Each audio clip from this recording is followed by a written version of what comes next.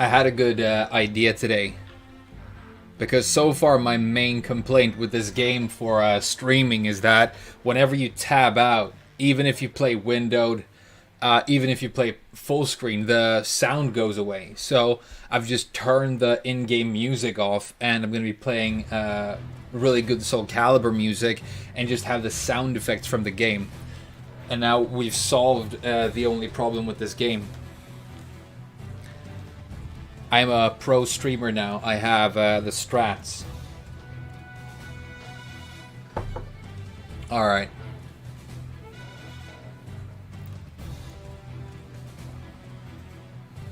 My beard is ready. I'm gonna update you guys, okay? In case you weren't here yesterday, I'm questing for a main character in this game. And we've pretty much narrowed it down to about 4, looking through all the move lists and stuff. But this game has combo trials, which is usually a lot of fun. And by the time I've learned how to combo with these characters, I'm gonna, you know. Is the music really that bad, or are you just a boomer? I'm not saying the music is bad. I think the DNF music is fine. The music in the game is fine, guys. I'm saying that whenever I tab out to like look at the chat or do something else, the music in the game goes away. Whenever you tab out, there's no sound in background option. That's what I mean. Which means that if I want to like look at the chat or look at the stream to see if the stream is still working, and I click off the game, the sound goes away for you guys as well. So we're gonna have in-game sound, and we're gonna have music from somewhere else. But there's another flaw with this game, actually, that we're encountering as we speak. It doesn't have plug and play. So I'm actually going to have to turn the game off right now and turn it back on with my controller, with my control pad already plugged in. Otherwise, the controller doesn't work. For some reason. I think it's a Steam thing, but it's not like, see, now I'm pressing buttons and things are happening. I'm already playing in windowed borderless. It doesn't change anything. I've tried it all, Martin Luba. And, see, now the controller works, but if you start the game and then plug your pad in, that doesn't work. And you don't get to use your pad. So it has those two sort of technical issues, but apart from that, I mean, the game itself is fantastic so far. It's just not really super conducive to elite streamers like me, you know? I love you too, AGP. But yeah, let's jump into these combo trials and resume our quest for a main character, yeah? Yeah, I mean, what do you mean give them a break? So far, everything works perfectly, and the practice mode and all the tutorials and everything are super, super good. I mean, the music thing, you know, whatever, I can live with it. At least it's not 3, like Tekken 7. As far as I know, I haven't tried the online, but I heard, oh, you can do that with your stick? I can't do it with my pad for some reason. Who knows why? I've heard some people have weird resolution issues. I've heard some people have like the screen going all like messed up when they play this on PC. I'm having none of those issues. So I think there's some technical stuff that needs to be ironed out. But everything gameplay related so far is fantastic. And according to that guitar trailer that we had for the game, they've prioritized good netcode. So I don't think this game is going to be 3 like... Tekken 7. So far it's super solid. But we're gonna do some combo trials. Who do you guys want to look at first? What's the Miguel type character? Okay, here's the thing, right? I've done none of the combo trials for the characters that I really want to play. I'm super interested right now in the Vanguard, the Grappler, and the Inquisitor. I feel like my main is going to be one of these 3. But I don't know who yet, so we're about to find out. Who do you guys want to start with, though? We might do some others as well. These trials apparently get really quite hard by the end. Vanguard these nuts? Hell yeah. Vanguard can Vanguard my nuts every day. With his giant demon stick. You know what I mean? Do you guys want to start with Vanguard? Let's do that. You're a Vanguard main? Hell yeah. That's good. Maybe you could give me some tips if I struggled, because like I said, some of these combos are apparently quite hard.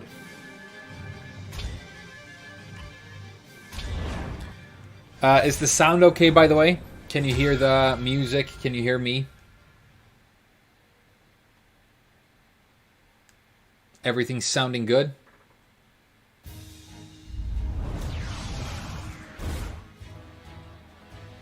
Play a cute anime girl. I was gonna be, I mean, Inquisitor is pretty cute, I guess. You know what I mean? I was gonna play Dragon Knight, but apparently she's for degenerates. So, but she's cool too. Well, we'll get to Inquisitor. All right, first combo of the day. We're gonna do a standing. So X is square. You know, classic X is square. Your jab, that's it right there, and then you're gonna do another one, so it's your 1-2 basically. Boom boom, easy as pie, easy as slapping somebody in the boobs with your demon stick. And then we're gonna do a standing heavy, which is this thing right here. And then the interesting thing about Vanguard, right, is he doesn't cancel normals into specials, but apparently you can get crouching heavy into mana special, Earth Shatter. So that's the combo. Let's go.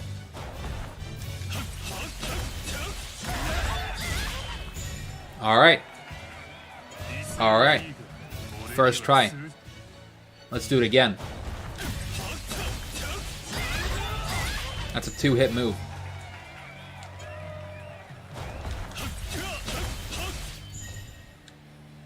Oh, LL, thank you so much for the donation. Thank you. Thank you so very much. Have you bought this game too? Are you playing it? You enjoying it? If you, LL, if you have a character you want me to try next, just let me know and I'll get right on it when we're done with Vanguard. Alright, so with the do it on 2-piece side, you know, that's actually a really good idea. Let's do that too. There we go. We want to whack him with the big demon stick, yeah? So apparently you cannot cancel normals into specials. I'm attempting it right now with this character, but with some mana specials, you can do it. So there you go. So that's my back mana special. That works too. Big damage combo. That's the forward one. That's the combo we're supposed to be doing. Let's try that down version. Okay, that's like an anti-air, so that doesn't work. Alright, cool. Cool combo. We're doing okay so far. Let's go. Next combo. Okay, so we're going to do a crouching jab. I'm referring to your light attacks as jabs or light attacks. These as heavies, these as specials, and then I'm going to call these magic moves. You know, I think that makes sense in terms of the nomenclature. Clature these nuts. So it's down light, standing heavy, down heavy, then brandish. Yeah, this is like the signature move of the character, right? Yeah, Soul Calibur has sick music. DNF Duel has really okay music, but you know, it bugs a little bit when you're tabbing out and you're an elite streamer. I haven't unlocked Space Dilf yet, so we're gonna have to get on that at some point too. But I'm not interested in playing him, so that's fine for now. Yeah, so Vanguard has this like signature move called Brandish, which is this one right here, and then after Brandish, you can do like all kinds of stuff, right? So it's that. Okay, that's wrong.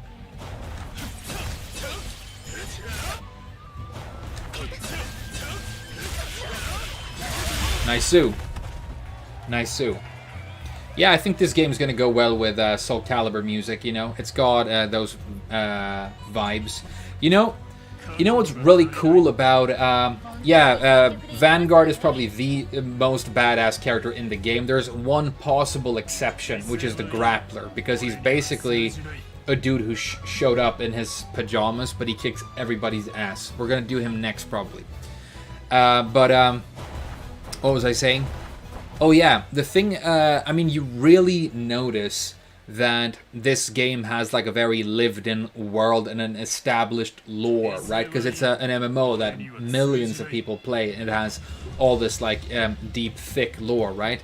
And I think it's really nice when, you know, a game comes, you have a fighting game that comes out and it's just they made up the characters and the names and everything and stuck it in there, and it feels like something is missing, you know? It doesn't really feel warm and lived in and interesting, but it's not like that here, which I think is great. You know, world building is super important. Even if you don't care about Lord of the Rings lore, the fact that it's there makes those movies better. Just trust me. That's the way it works. Alright, so it's down light, heavy, down heavy, brandish, and then forward magic attack. Okay.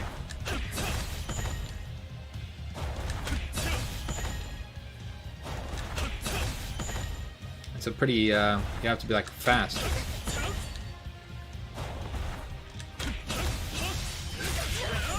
Okay, and I canceled it too fast, so you have to let him do both hits, right?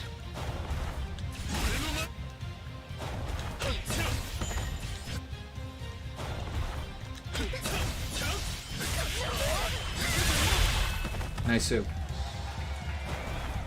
Lord of the Rings fighting game? Yeah.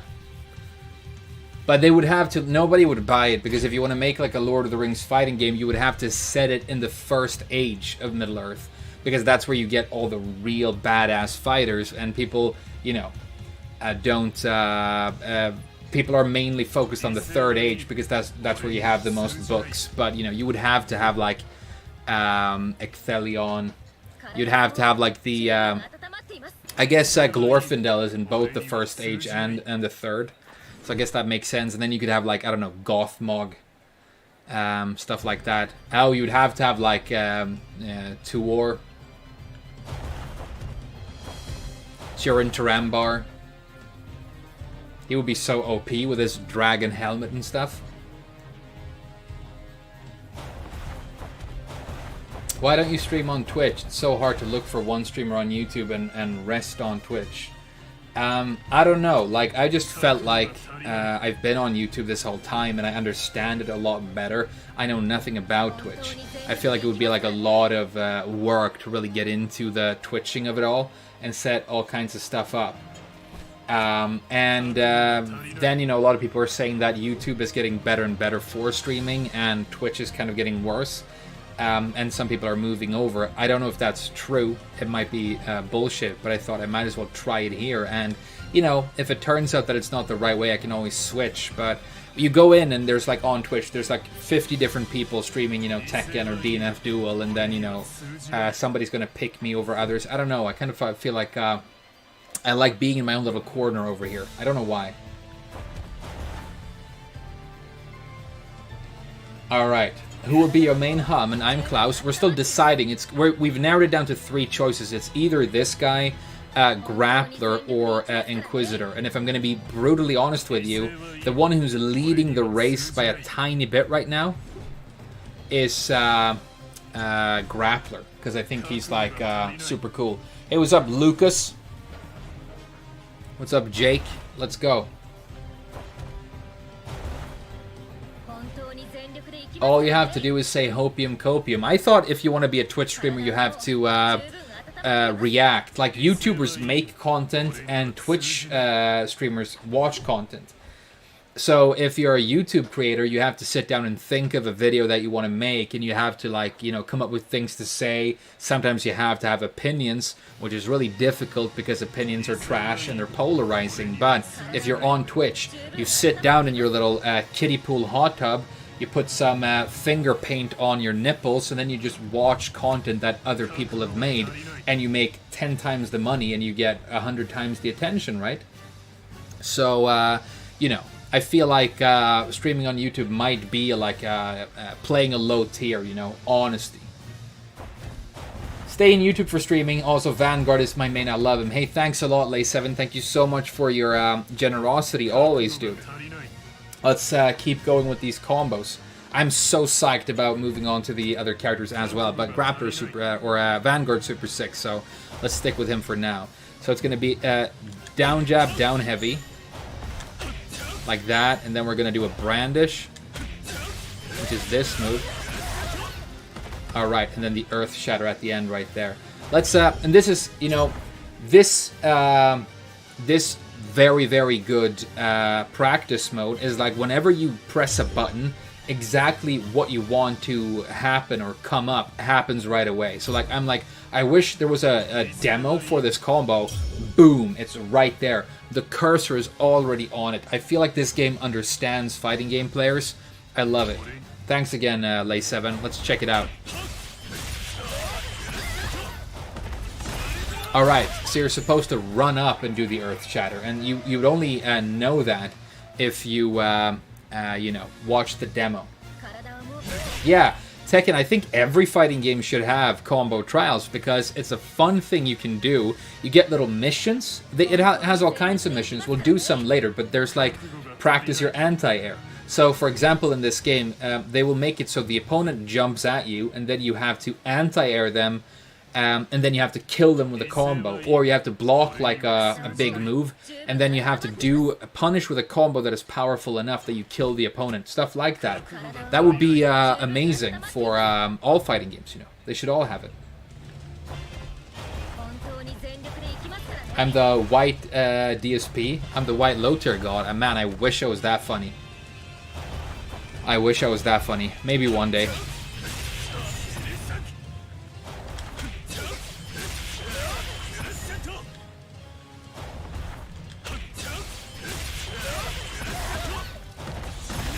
There it is. So you run up.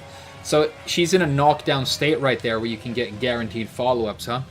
That's interesting. See that? Combo number 3.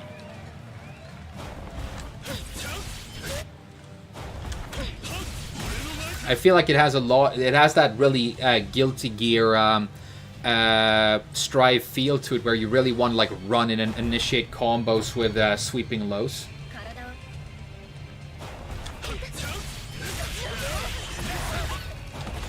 All right, I feel like we got this down. Man, this game is so much fun so far. And I haven't even played online yet. It's going to get harder now, though. Alright. Long boy. We got a long boy here. So it's going to be standing heavy. Crouching heavy. Brandish. Press and slash. Oh, and then we're going to jump. Okay. So we're going to do a little demo here. And see what the jumping is about. Alright, so it's just, you're just jumping to get access to your impact strike. And then you're going to do that into side slash.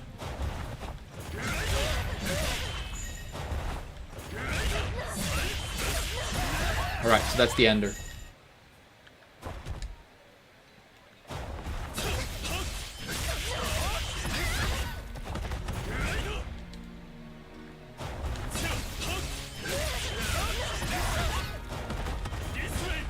A little bit too slow.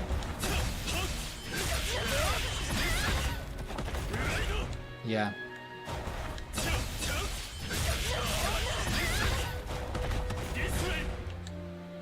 Too slow, huh?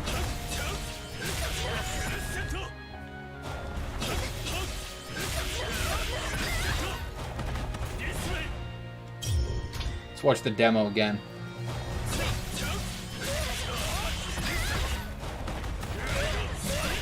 Alright, so he jumps and then he does it like really early.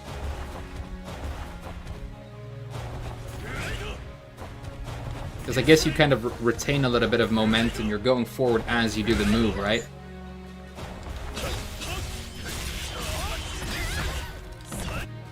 That's too early.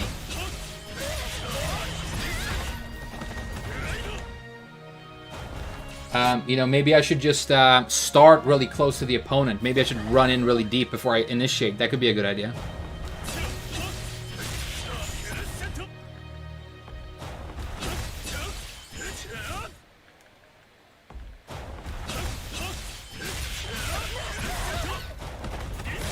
That was it.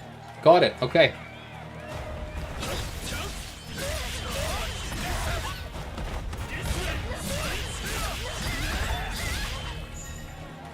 Nice. That felt good.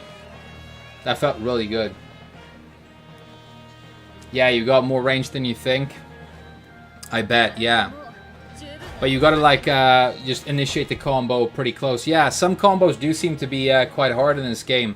I haven't done any of the combo trials for the characters that I really want to play, because I want to do that with you guys on stream. But some of the characters that I'm not interested in, I did the combo trials earlier today just to practice a little bit, the system. And some of them were legit hard. Is the game easier for low IQ people? I think that this game actually strikes a perfect balance, because it's definitely, like, easier to get into and understand for me than Guilty Gear Strive was. Even though Guilty Gear Strive is supposed to be a dumbed down Guilty Gear, but it still has complexity, and you can still do like insane combos and stuff. So I honestly think that it's very inviting. It's very, very appealing. The only thing you know that seems to be a bit of a problem is that some of the combos are so long that you can get vortexed in matches. But you know, some people like that in fighting games. You know, watch people play Marvel 3.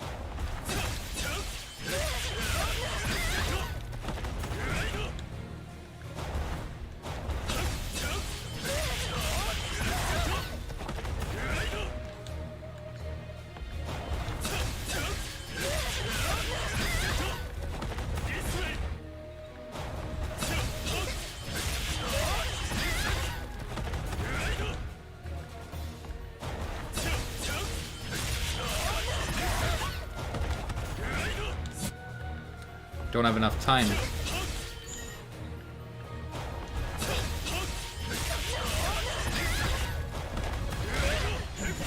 That was it. Had it.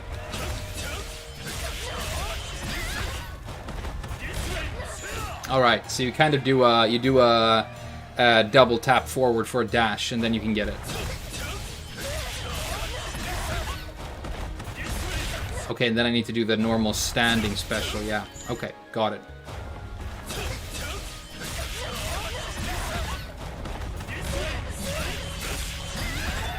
Cool combo. Cool combo. The whole game is about combos? No. The reason I don't think this game is going to be all about combos is the characters are all extremely different. So you have 3 different pet characters. You've got characters that are like extreme zoners. You've got a couple of really close range rushdown characters.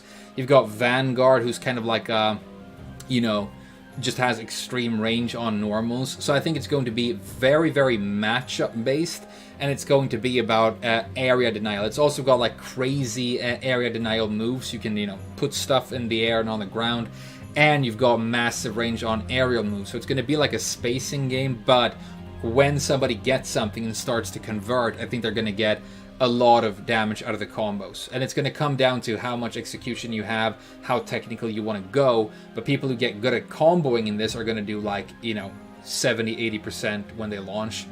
And then that's also going to come down to which character you play, right? Can you jump cancel the crescent slash? No. So far as I know, there isn't jump canceling in this game. I might be wrong, but I'm actually happy about this because jump canceling was one of my least favorite parts of Strive. I felt like it added a layer of complexity to everything where it went a little bit too far for me because I was new to the franchise. But you know, Guilty Gear players love to muck about in the air. Yeah, so all the combo trials seem to have like for combo 5 an anti-air combo, right? Yeah, it's got status effects. It's got, I mean, just look at it. It animates amazingly. It's just really fun to be in this game. I just want to fuck around in it and learn everything I can about like the characters and everything. And I like, that's the weird thing, like picking a main for me in this game is hard because so far I like basically every character. There are like 2 that I'm not super excited about, but I still like them. So, I mean, this kind of practice mode, I mean, arc systems are good at practice modes. Alright, let's go. So we've got cleave upper. That's the down special. So you got down special. I don't think it's a jump cancel, dude. Oh, it is. Sorry. There is a jump cancel. Never mind me. There's jump canceling. There's totally jump canceling. Okay, cool. So. And then you do that in the air. And then you're going to do down special in the air. Let's watch that demo. Oh, okay. So the cleave upper, you have to land again. So you're going to land again. Oh, you basically do the same sequence twice. You do cleave upper, jump, you tap them in the air, cleave upper, jump, tap them in the air. And then you do the airborne mana move. See you later, Diz. And that one you do in the air. Do, and then Earth Shatter. Earth Shatter seems to be like the go-to combo finisher, I guess. Okay. This looks like the first one that's kind of hard, but here we go.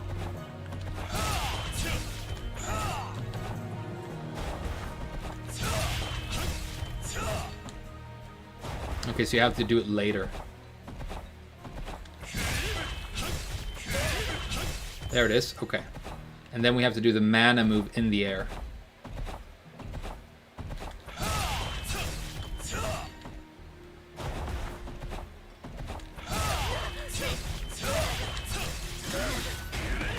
Okay, okay. Getting close. Getting close.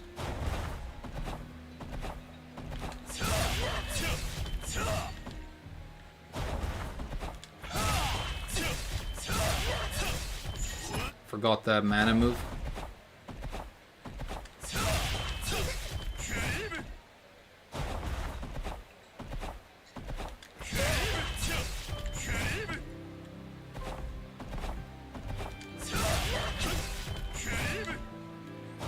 Wait a little bit more.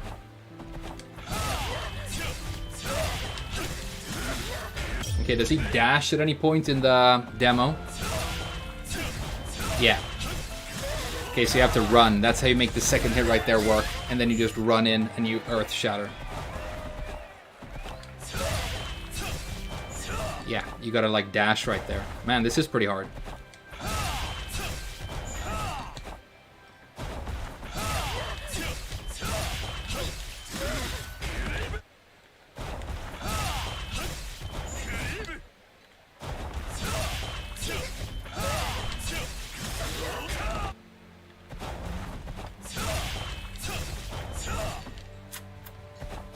Pretty strict. Can you delay the mana move in the air to get the range, maybe? Oh, okay, okay. So you cancel, that's it. You cancel the airborne heavy into the Doomblade. Right, right, right.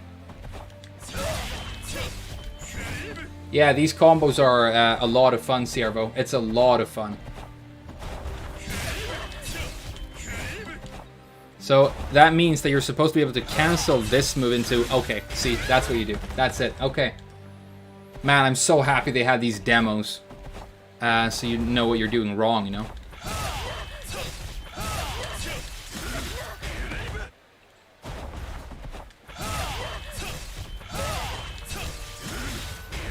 Wait a little bit more.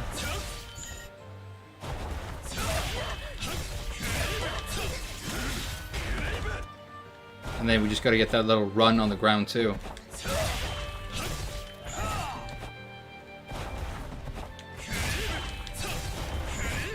It's hard.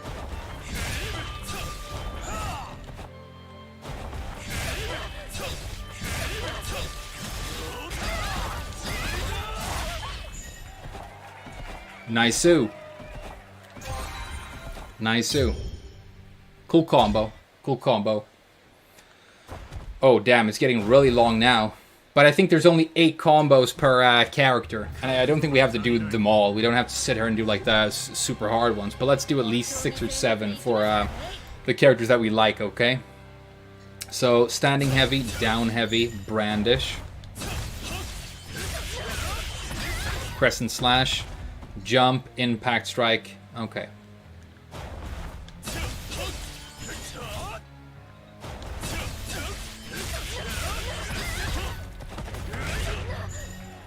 And then side slash, okay.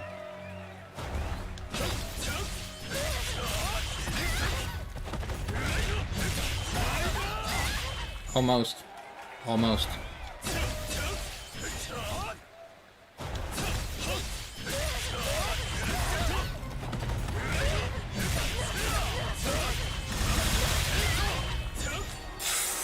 Two more hits. Two more hits.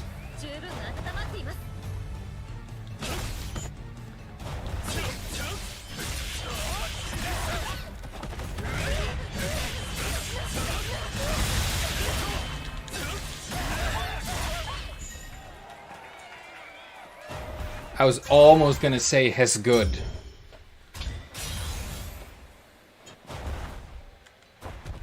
Alright, this is gonna be a Rage Arc combo, because you can see they reduced my health, right? So it's back special, forward special, down special. Back, forward, down, jump, wide in the air, land, side slash, down.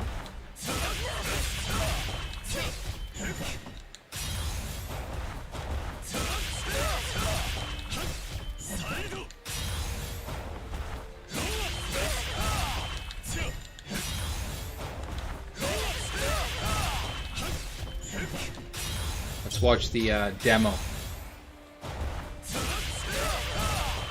Yeah, okay. So you gotta delay the descent right there. That's a long combo. That's a really long combo. Okay.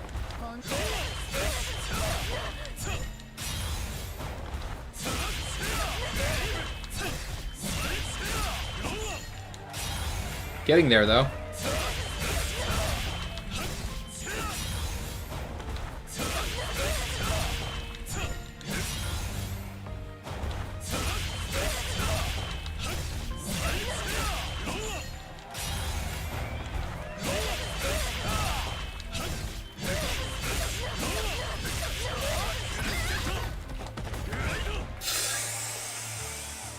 Damn.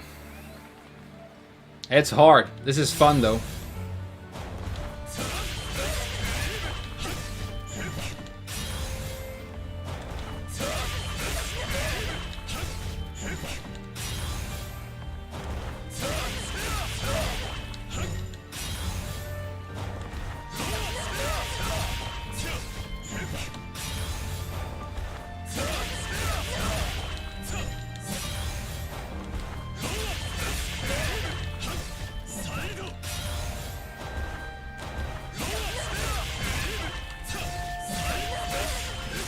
Ah.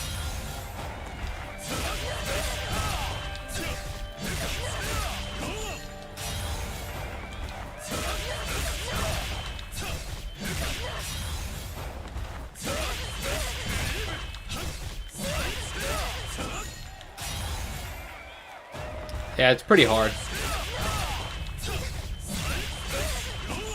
But you know, we're Tekken players. We don't mind hard.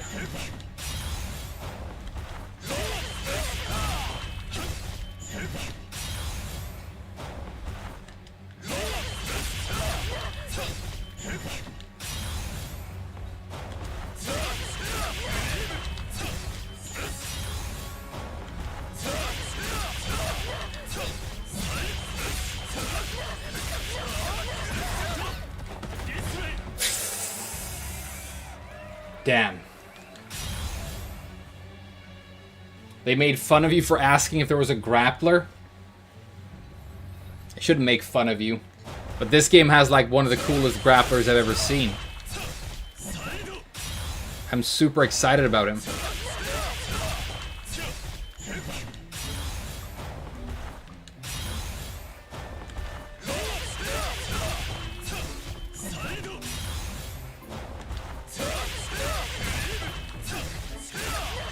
Ah, neutral first, neutral first.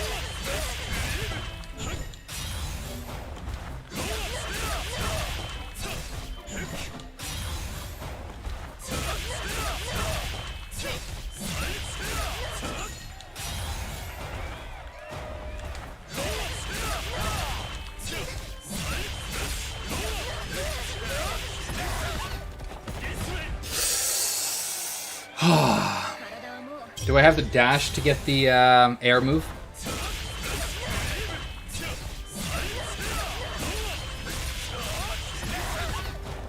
Yeah, okay. So you got a dash jump.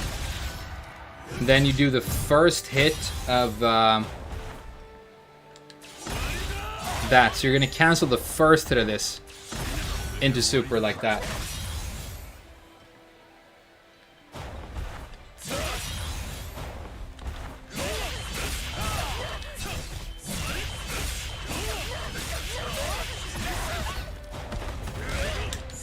Oh no, that was it! That was gonna be it! Oh no.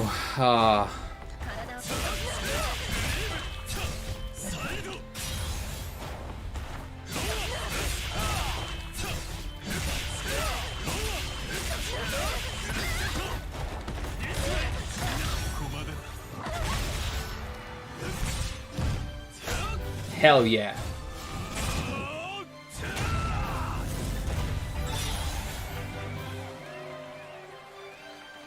We made it. That felt so good. Don't ask me to do it again, though.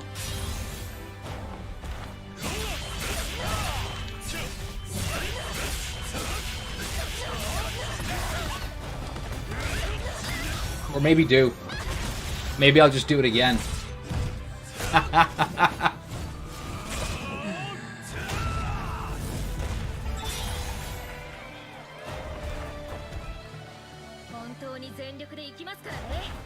All right.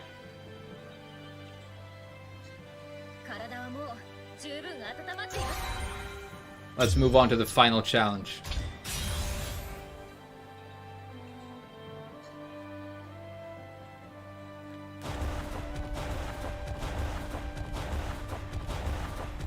But apparently challenge 8 is like super hard for all characters, so we're gonna try it, but I don't want to sit here for like an hour attempting it, you know? But it's gonna be, okay, special, forward, back, down, jump.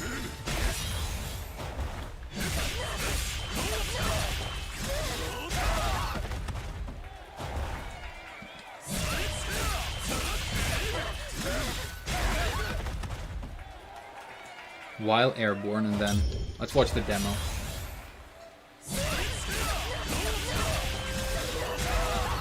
Oh, and he jumps again, yeah. These combos are crazy, though. These combos are crazy. 8 is usually an optimal corner combo.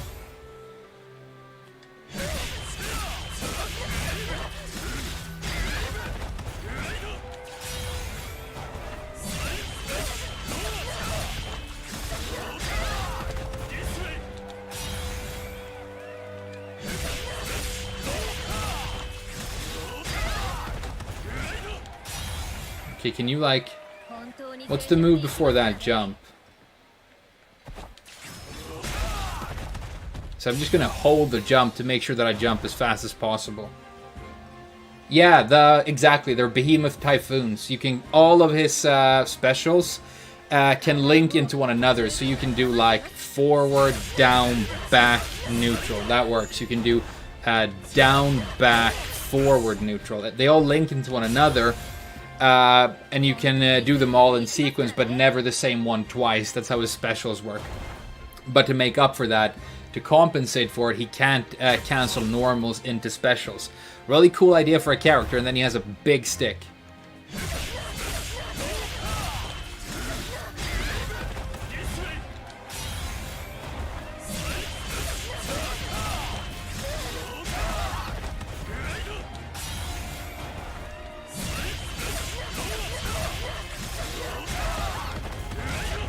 I got it.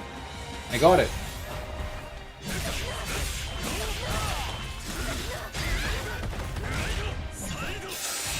Okay.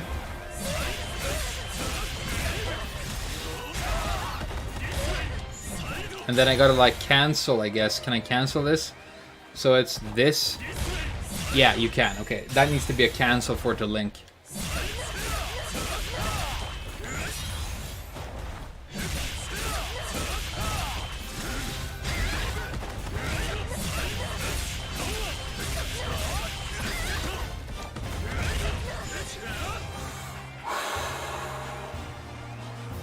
Getting there. I haven't done any level 8s before. This game or Tekken, well, that's going to be very difficult to say at this point, but I find it difficult to imagine that I'm going to, you know, stop playing Tekken for any other fighting game.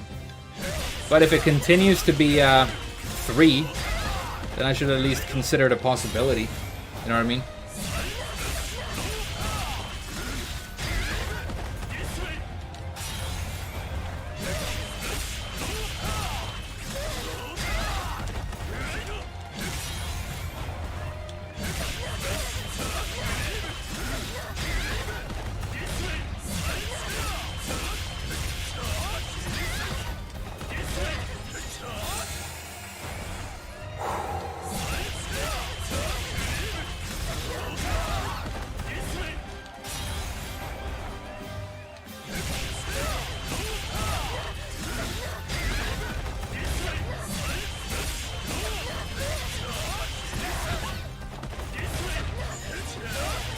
Getting there.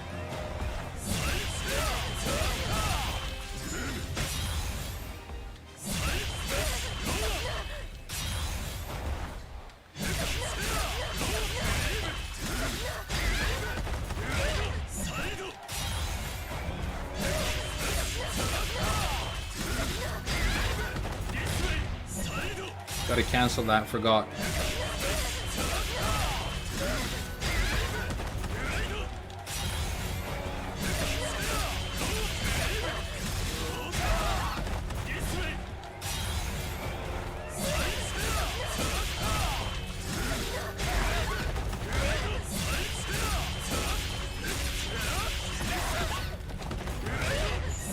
Ah, wrong move. Wrong move.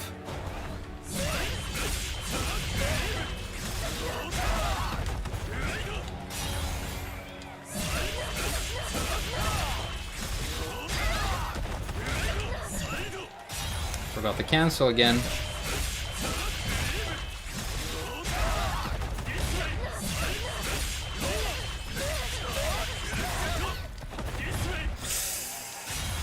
Needed to jump a little deeper. That would have been it. That felt good.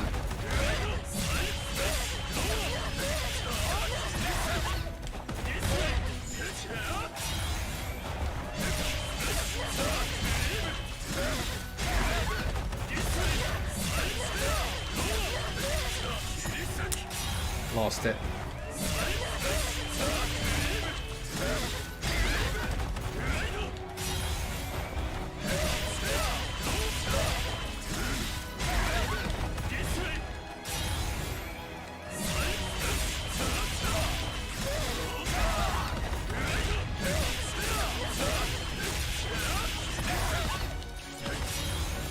Woo!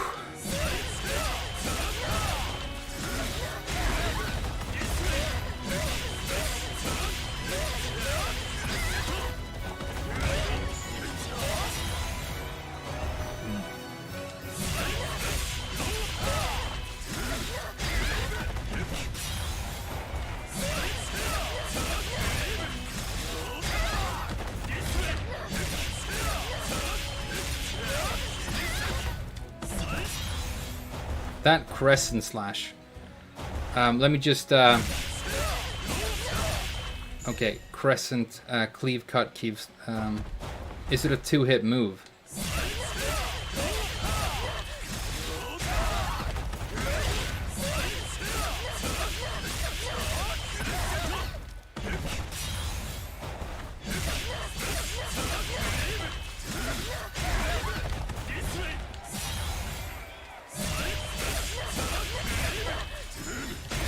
Too slow.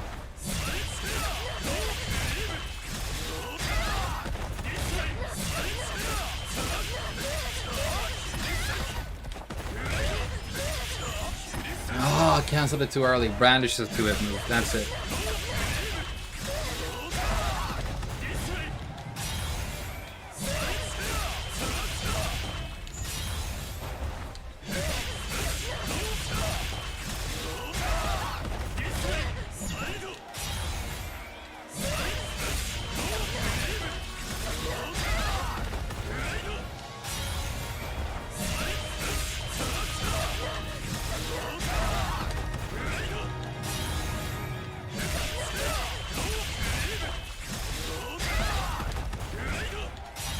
That's the link right there that I keep dropping it on.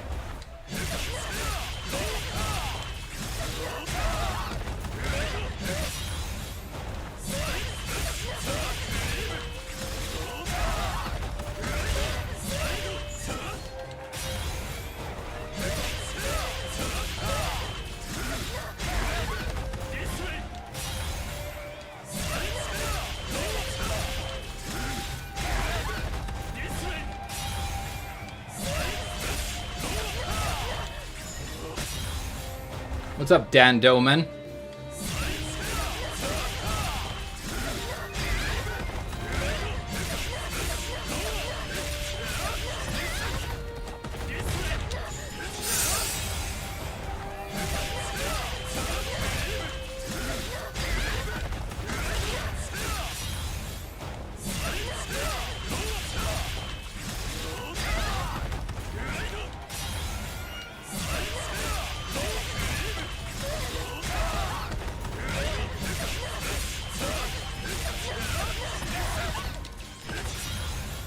So close. I'm really close right now.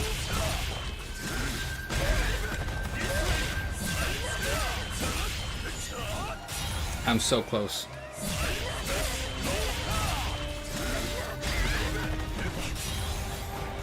Thoughts on CEO Top 8? I'm glad that Anakin won. I like Jack. I think Jack is a cool character. I think Jack is a very reasonably balanced character, and I like it when characters like that win tournaments. I thought it was funny when they walked out to like hype music. You know, it was like a Smash event or something. But great matches, yeah.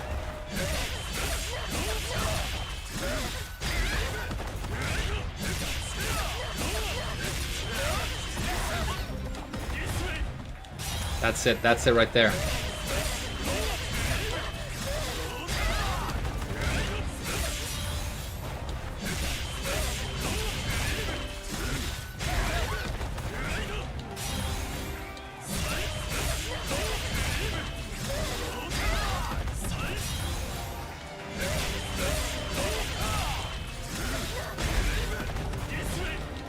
That's so tight. It's so tight.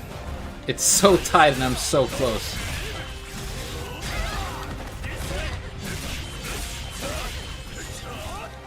Come on, Brandish.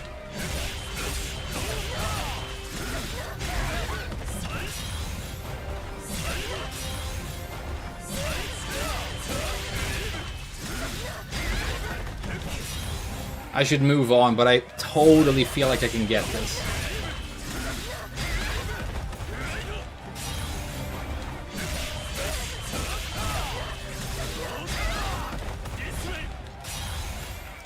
It's so tight and I'm so close.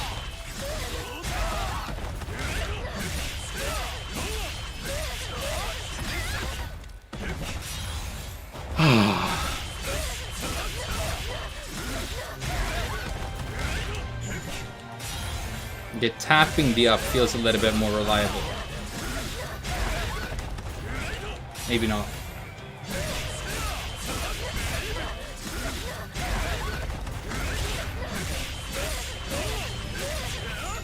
Too fast, too fast. Don't be too fast. No top speed.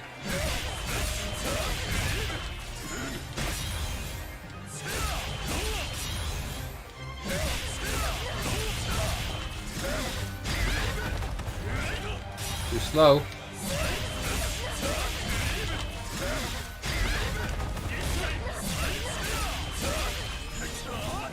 Come on, man.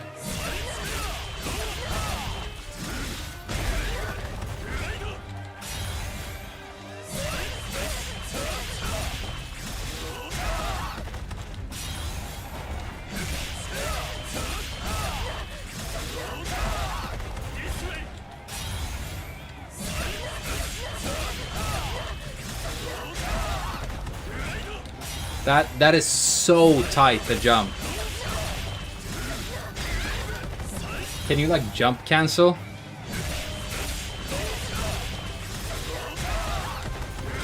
Okay, you sort of can. You kind of need to hold up, I guess. And then it just needs to be a really short hop.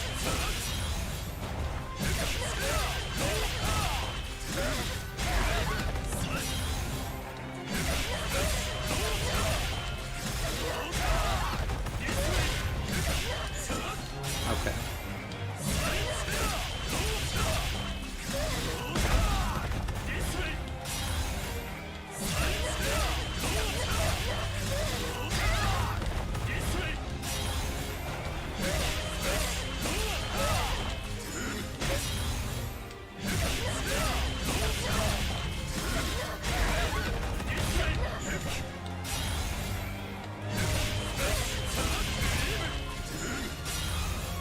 You have to treat it like an insta overhead. Yeah, I wish I spoke 2D.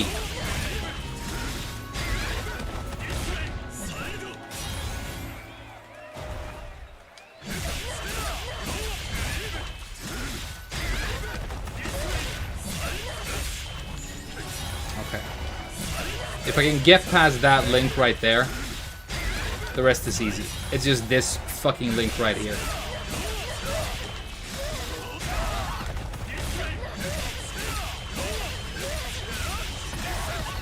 But then I have to do it again. That's the problem. Then it happens again. You have to get it twice.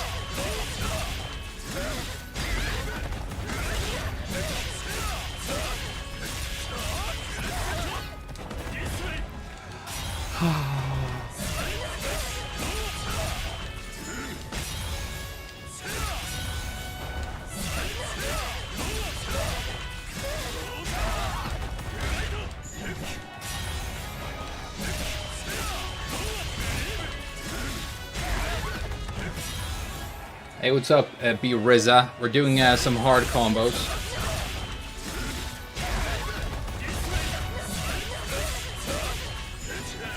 Too slow.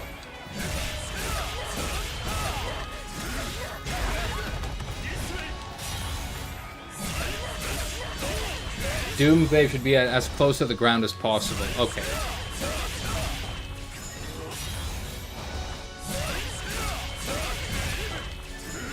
But that, you can see I'm dropping it, I'm doing it as late as possible. Can I like jump later maybe? Maybe I have to jump later.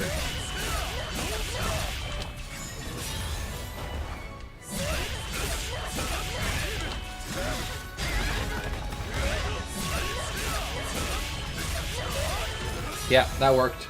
After Brandish you have a lot of time to run and jump. I do I? Okay.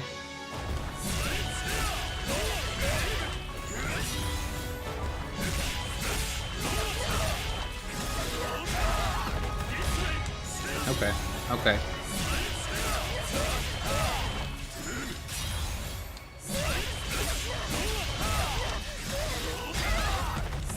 The jump. I hate the recovery before you can jump.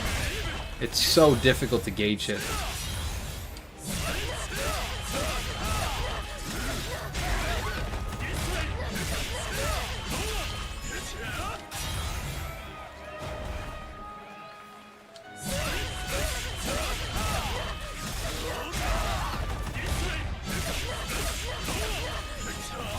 I had to do Brandish faster.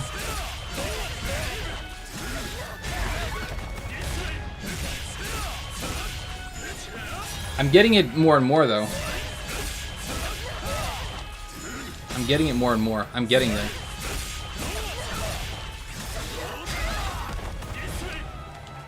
Getting it more and more.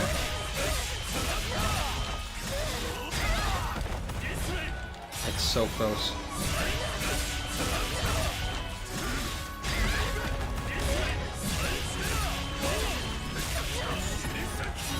Two-hit move, forgot.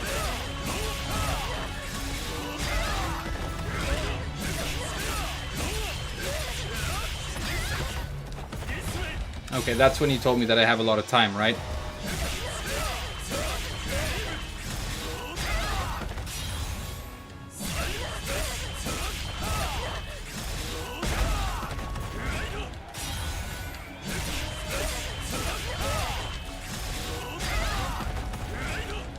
Oh.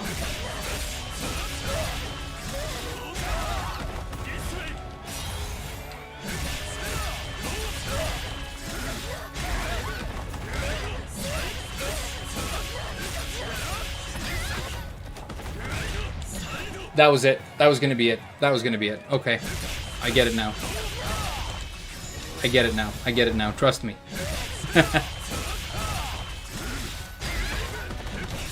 I'm gonna get it.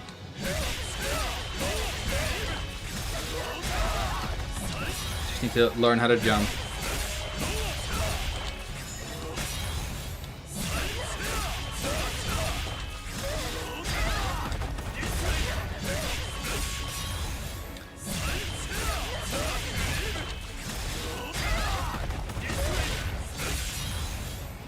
Keep going. Do you guys want to move on to other characters, or do you want to keep going with this until we get it? I'll let you decide.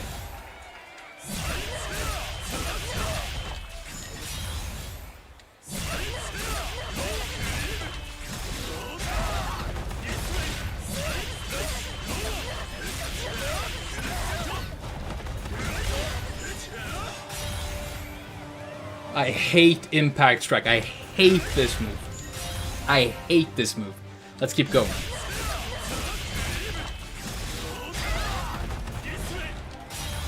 If I main this character, I'm never gonna do this move just because of what it's done to me. Keep going. All right. That's what I wanted to do too.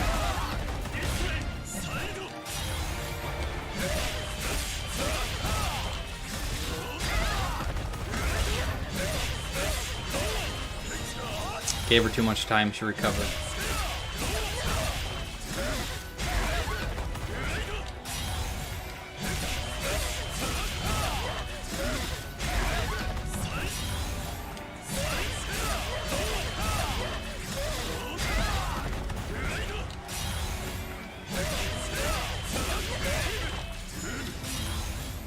Hatred is good. We're Sith Lords now.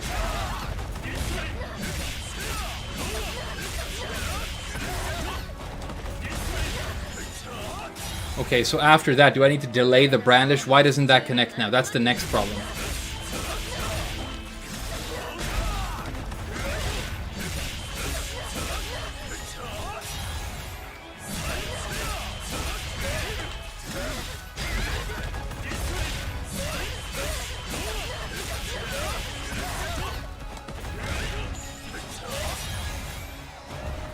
I don't know how many inputs the combo is, but there's a few. There's a few.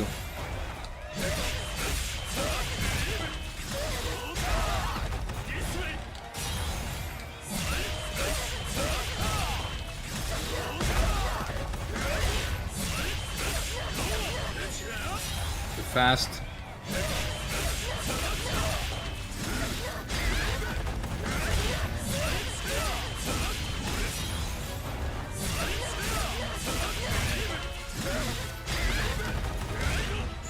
I'm definitely getting better at that link, though. Now we just need to figure out the ending.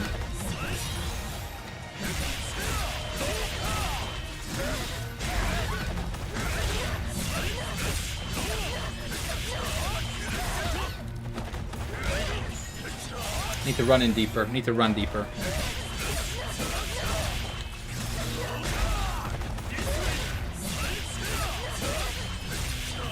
Getting way better at this.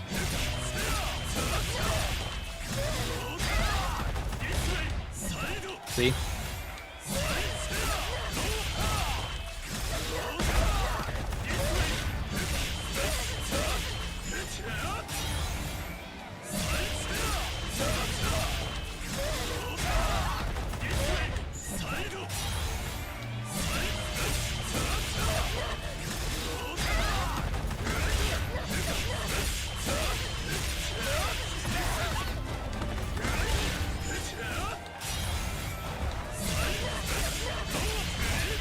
Let's watch the demo to understand how that ender is supposed to be done. What's up, Deleted Soul? I'm having a fantastic day. I'm playing this great game, which I'm really enjoying.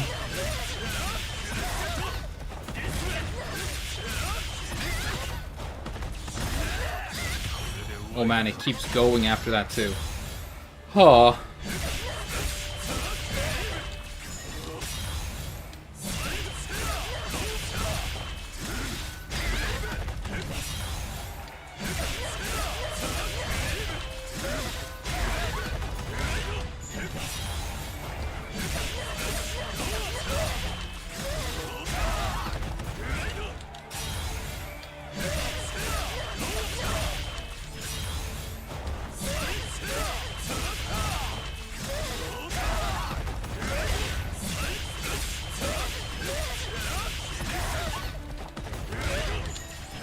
and that's when she recovers.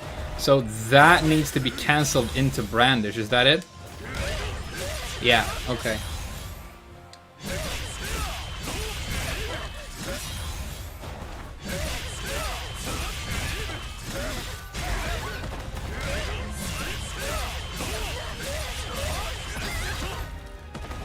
Drops it right there again.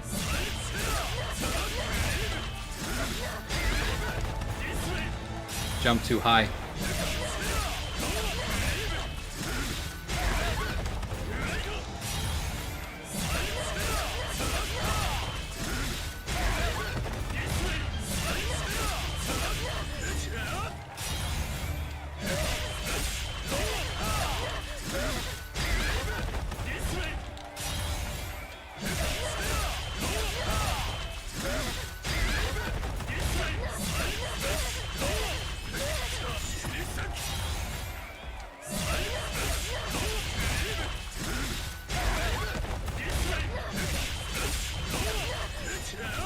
She's so fast to recover right there.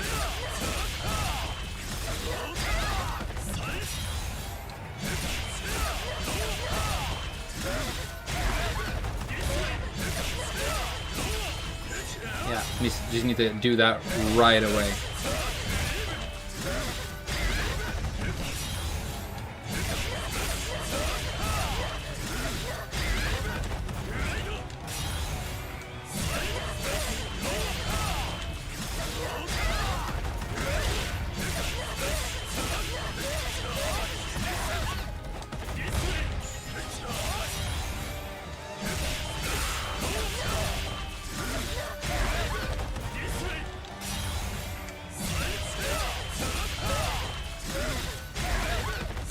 I'm gonna give it a couple more tries, but then I think I'm gonna move on to a different character. I'll come back to this though. I'm definitely gonna do it.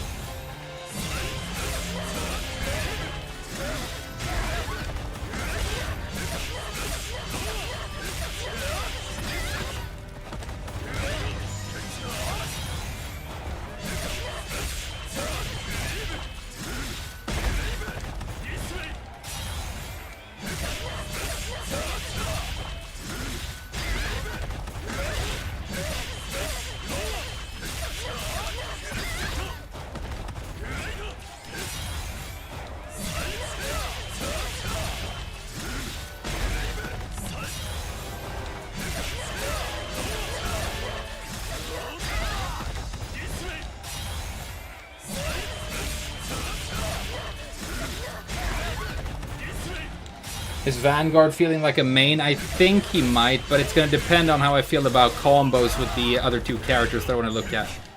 Basically, yeah.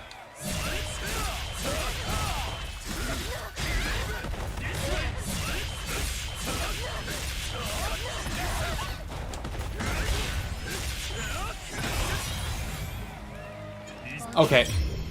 That's it. We're going to come back to it later. I've been going for an hour already. Alright, do you guys want to look at Grappler or Inquisitor first? I'm really interested in both.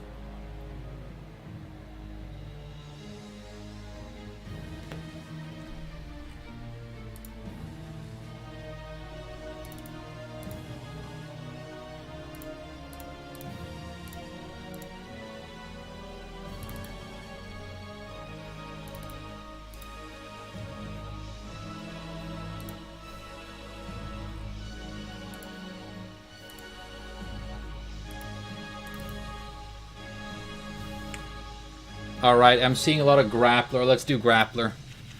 I really want to do them both, though. Let's start with Grappler. Has many grabbing moves. He's the Grappler. Combo number 1. Yeah, but I want to build up to Inquisitor. Because she's like, you know... Visually, she's the design I like the most. I have a lot of hope for her, you know? I have a lot of, like, I have my hopes up.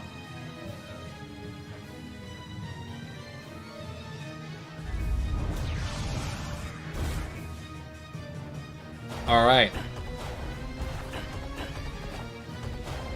Cool character. He's got his fingers out because he's going to grab you really hard. So it's light, light, and then heavy, and then shoulder tackle. Okay. Nice-oo.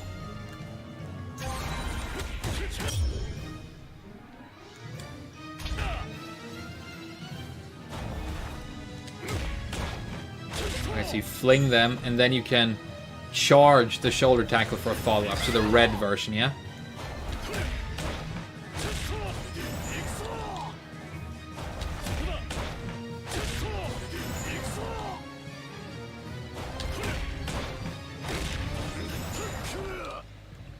Let's watch the demo. She's recovering in the air before my tackle hits. Huh.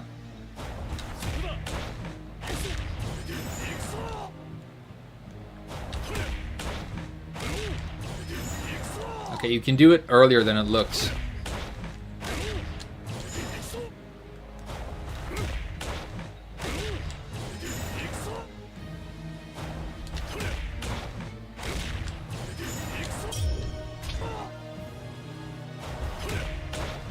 Okay, he's not as close when he hits with the this. I think that might be it.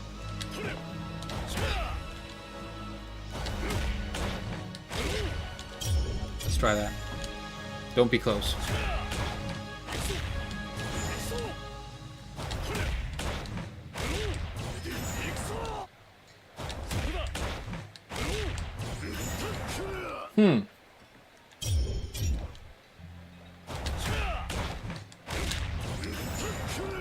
What am I missing here?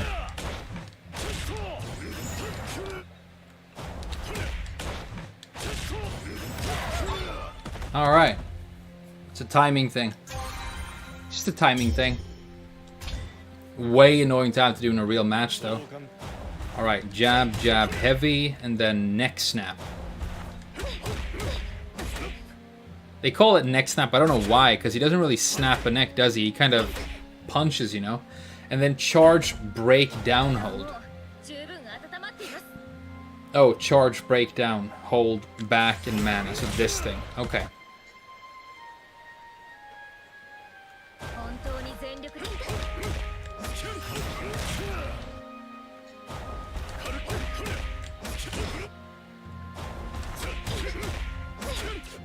Okay, so there's like a...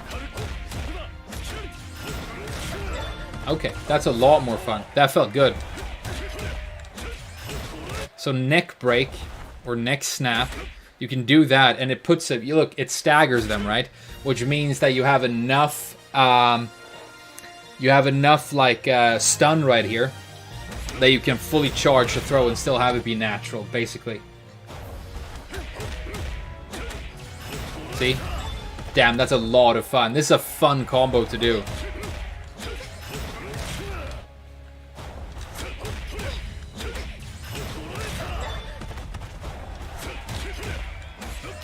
So I'm guessing with him, you kind of...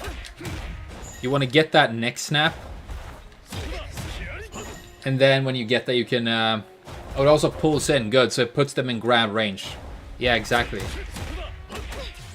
It's a throw setup tool.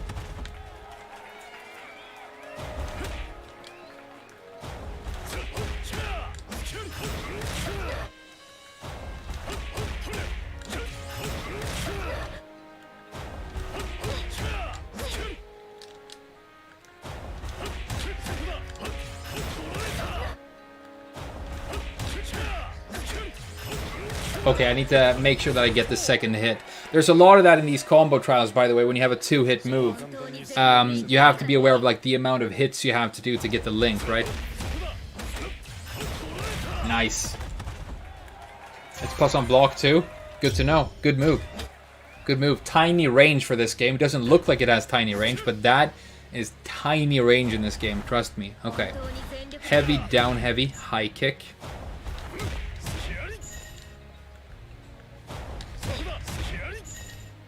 Okay, does that cancel? Okay.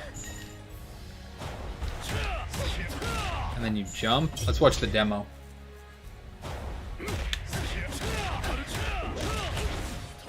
Cool combo. So he does a high kick. Does he jump cancel or does he just jump? Looks like a jump cancel. And then it's heavy, light, special, and then mana attack. So it's like an order of heaviness. So it's just 1, 2, 1, 2, 4, 3 in the air.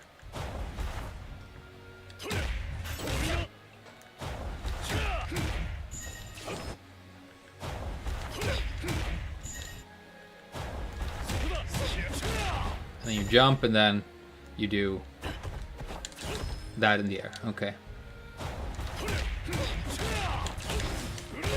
Too fast.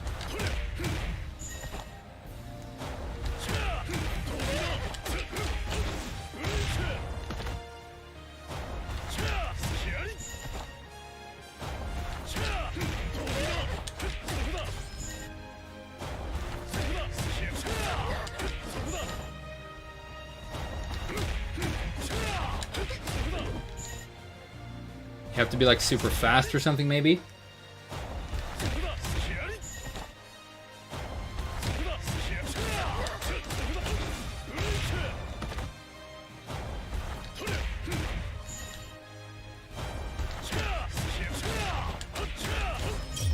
Watch it again.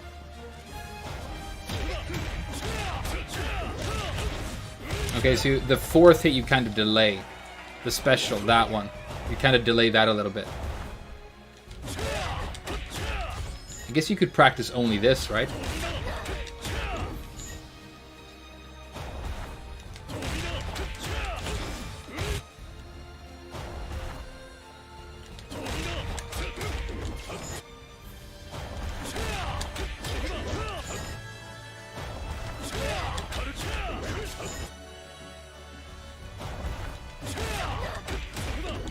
I feel like I don't have enough air to do the kick. The special, this thing. I feel like he's landing before that connects, you know?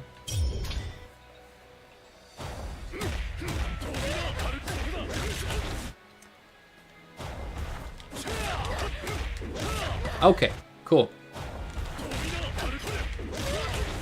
There it is. Nice.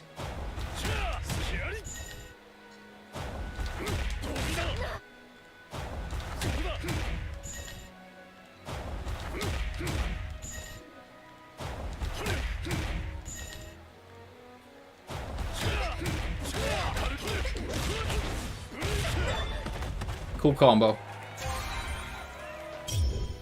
Yeah, the first hit in the air just had to be a lot faster. You had to jab on the way up.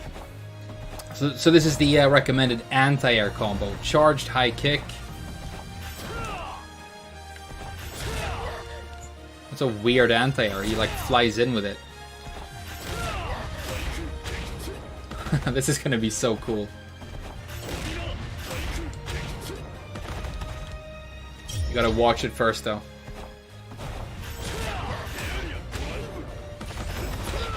Okay, so that works, huh?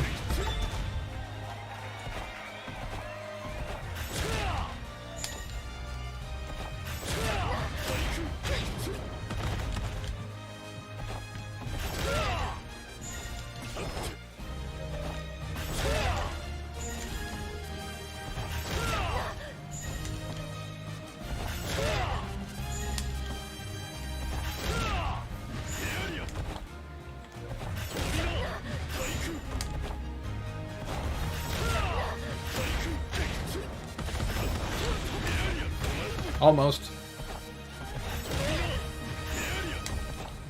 The first hit needs to come out as fast as if you were tiger kneeing it.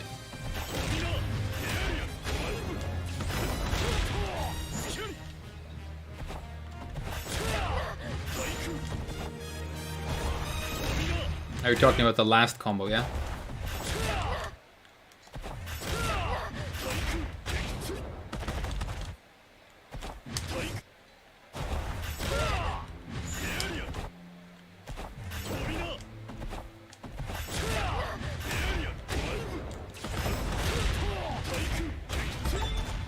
Cool combo.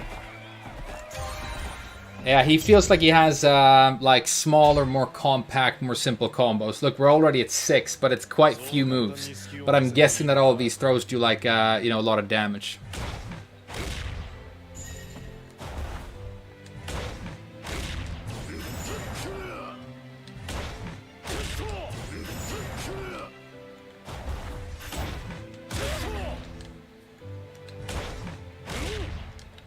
And yeah, the timing is crazy strict with these links sometimes, because it's like, you know, you don't know how much recovery the moves have yet. But when you get used to that, I guess it's easier. Let's watch it.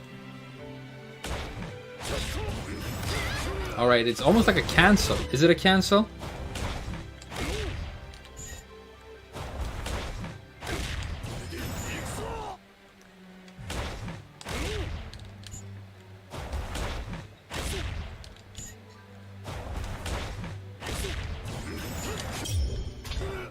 Looks like he gets it out faster than I can. Way faster.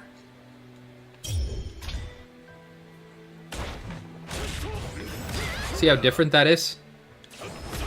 So, does the throw.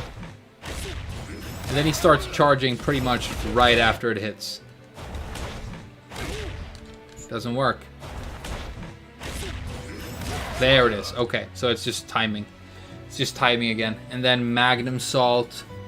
And then this into that. Alright.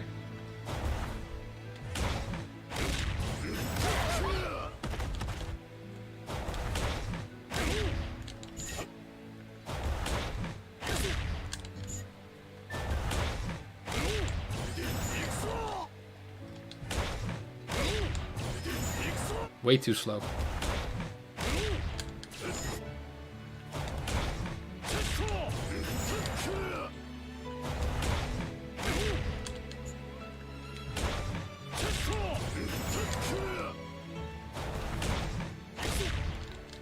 Yeah, it's super timing based, huh?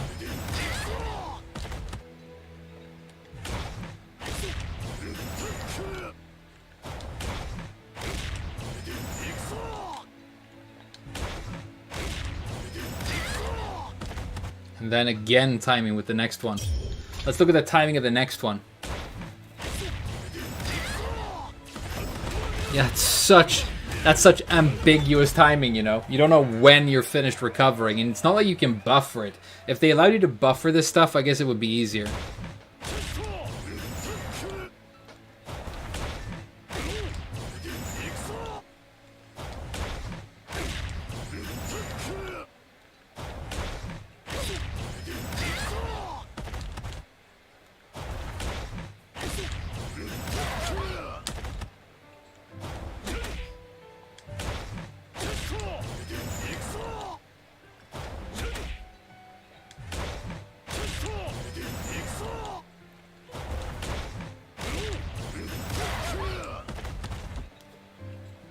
His timing is butt cheeks. Yeah, it feels really uncomfortable.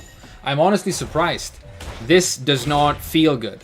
Because you see he's recovering and he's doing all kinds of stuff, and then you just have to know which frame you're supposed to start charging the next move on. Which is honestly kind of awkward. Like, it's such a cool looking character, but that's super awkward. I think we're gonna move on to Inquisitor, honestly. And this is the one I really have my hopes up for. Yeah, it doesn't look like you can buffer at all. Let's do Inquisitor now. And this is the one I'm hoping is going to be the one I really fall in love with. This is the character I played in beta, but you know, we knew so little and we couldn't practice, so it's not like I have all kinds of moves. I had a couple of basic combos I could do, more or less.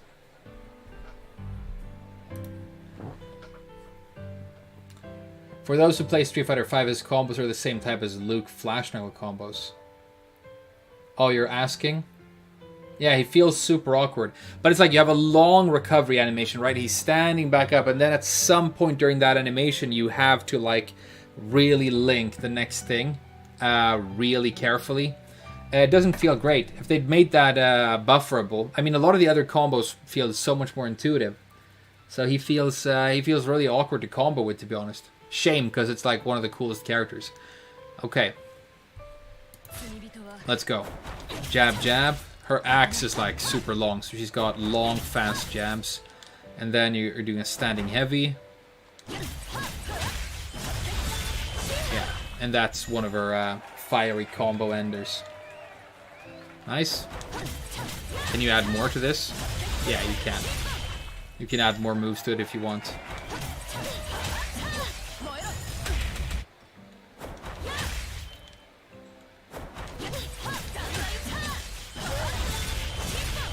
And you still get the clear even if you add more moves. Doesn't hit with the jizz though.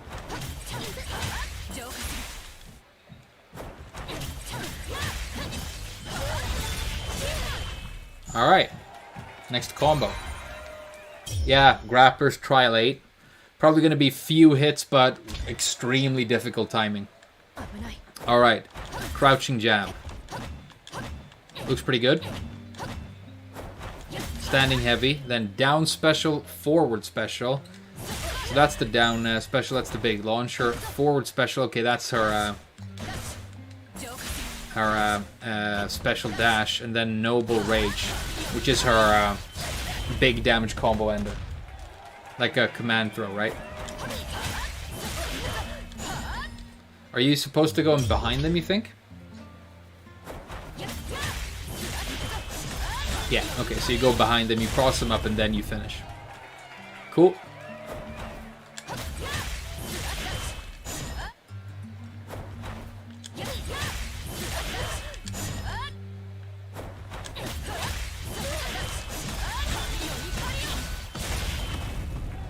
Nice-oo.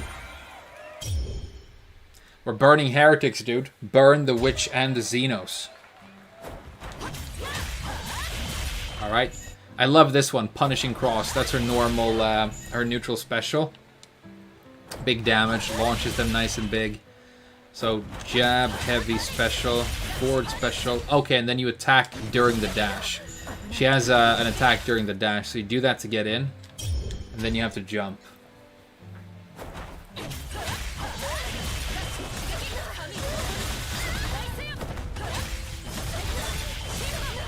Already looking pretty crazy.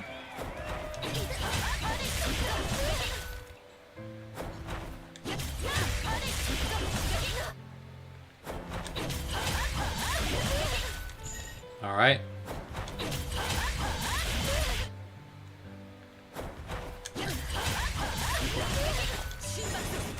Okay, and then we do that in the air. God's Wrath.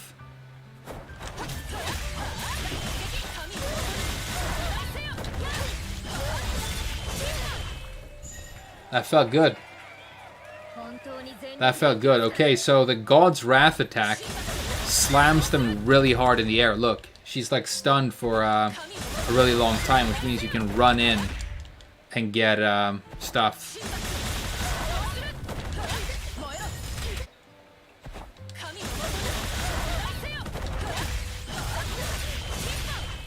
Nice-oo. Can you get the down, the God's Wrath here? I think it's more damage. Let's compare, actually.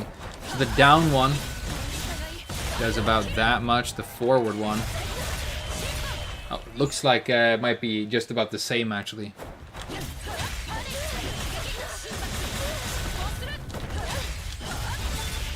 Nice-oo. Cool combo. I'm already liking her a lot more than Grappler. What's up, Paddock?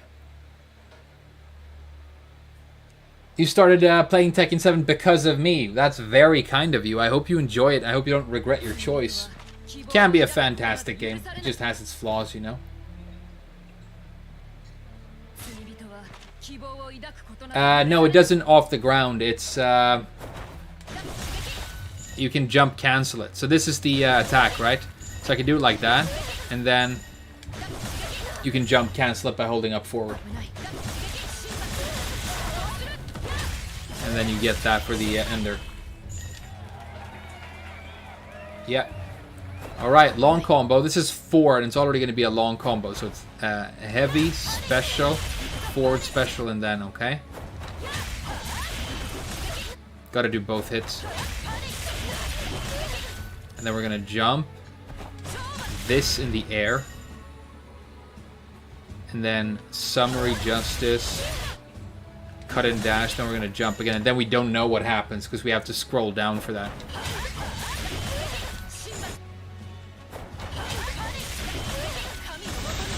Wrong move.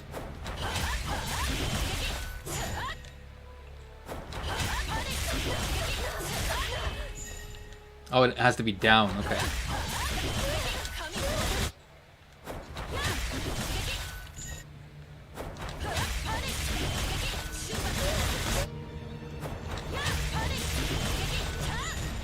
That's it.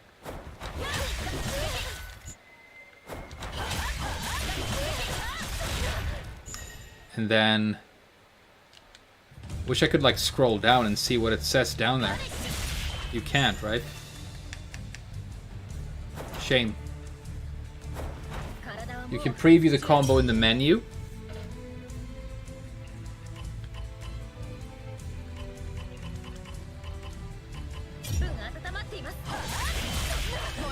Where's that menu?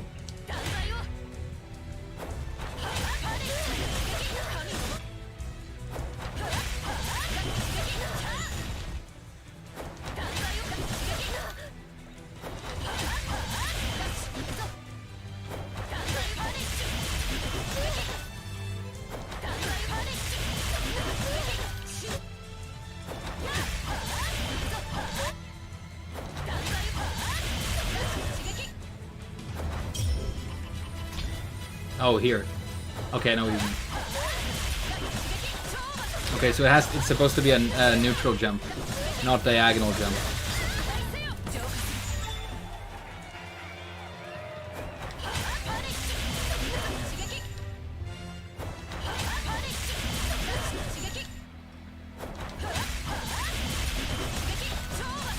Alright, so we've got that far. Then it's forward, mana move, cut in bash, and then we jump again. This seems to be like a thing she does a lot. Cut in and then jump.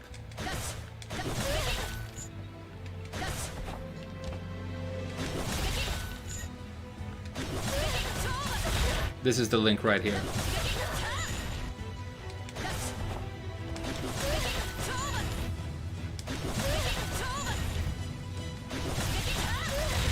Okay, you can do it really fast.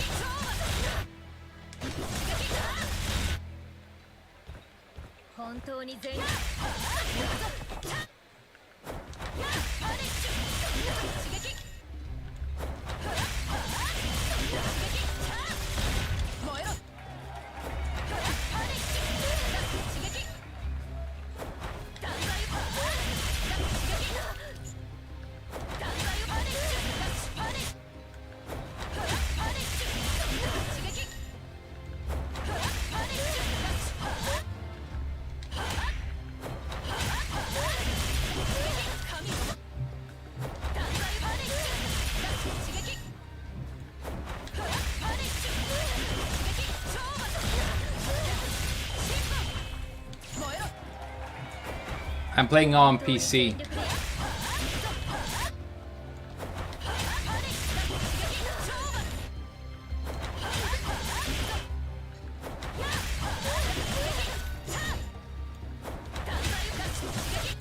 Are you supposed to do both hits of cross or just one? You're supposed to do both, okay.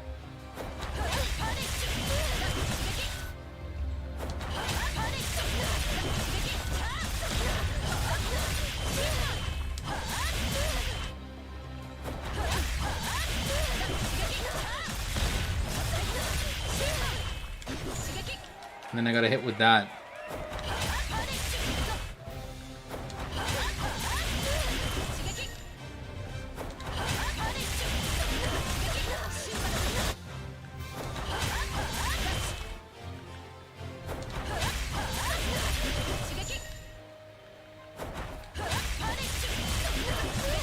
Yeah, it's already known for being a combo where you, a game where you only need one hit to kill, yeah. Cross drop by mistake.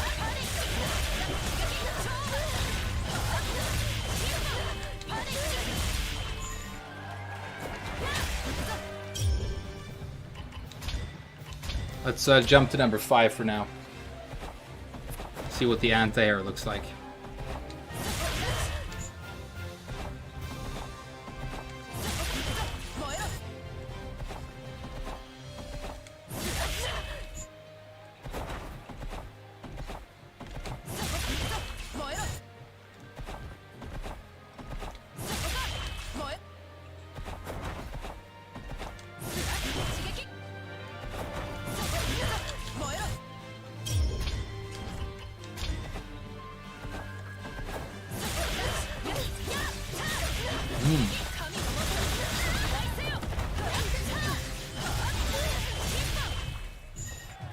Soul Calibur music is great, yeah.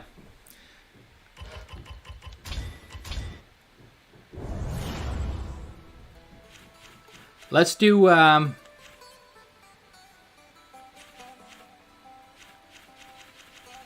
some of these other challenges for the Vanguard. I think he's by far the one I'm having the most fun with so far. We almost got his level 8 too. Let's do these other challenges here. See what this is about.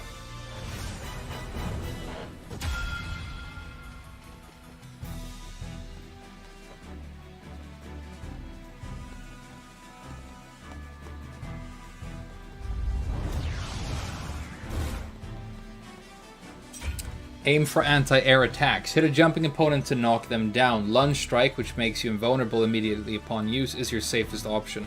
Okay, so which one is lunge strike? We have to look that up. Use cleave, upper, or jump A if you're lower on MP. Note that cleave upper can lead to a damaging combo if landed.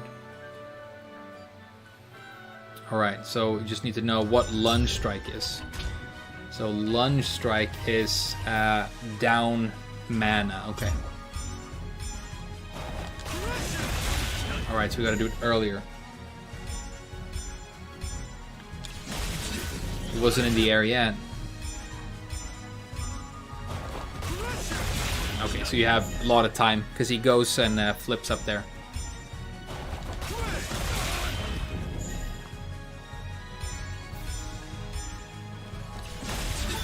There it is. Okay. So you have to kind of catch him on the way up. What else did they recommend? Lunge strike, use cleave upper or jump A. What's cleave upper? Which one was that? Cleave upper is the down special, okay. Also, it's way too forward. It doesn't go straight up. Jump A, huh?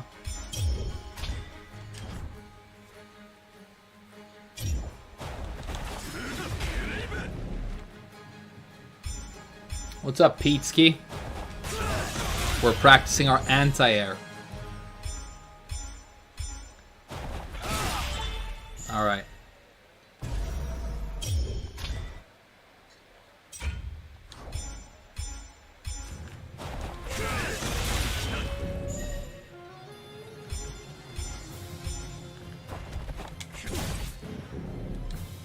Did a different jump that time.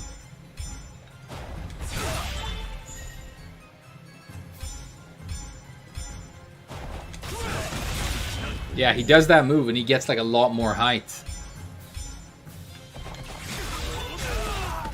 That's probably the easiest option actually, to just challenge him in the air.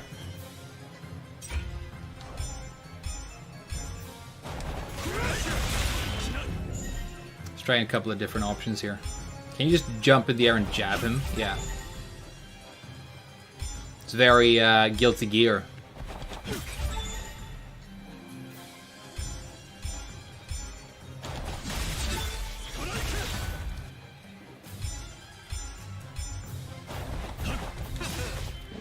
Alright, we got it though. Alright, Peteski, see you later. I think they're gonna teach me punishment now.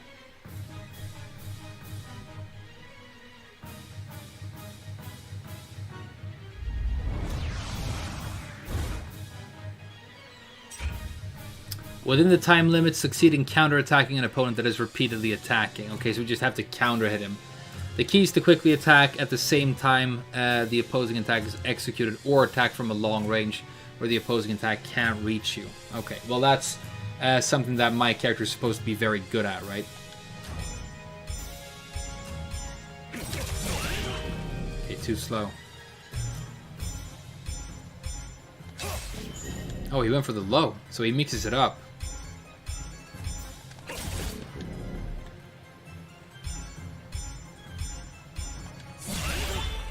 Alright. Too early. Alright, so you actually got to like try and react to it, I guess.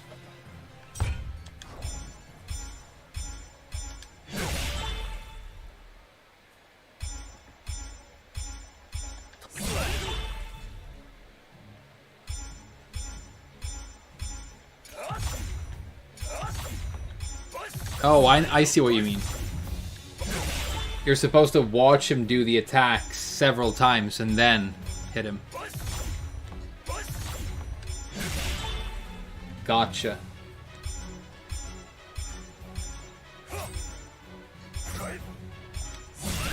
Yeah, so when you have the timing, then you're supposed to do it. Cool. Next challenge. You don't like air dashes? Yeah, Guilty Gear Strive felt extremely difficult to me when I started it, with the different Roman cancels and air dashes and everything. But apparently it's an easy Guilty Gear. But then again, you know, people... You have to remember that when you're a Tekken player, right? Because for me, Tekken doesn't feel that complex or difficult anymore. And then you see people all the time saying, you know, how do I do this? It's so hard, I don't get it.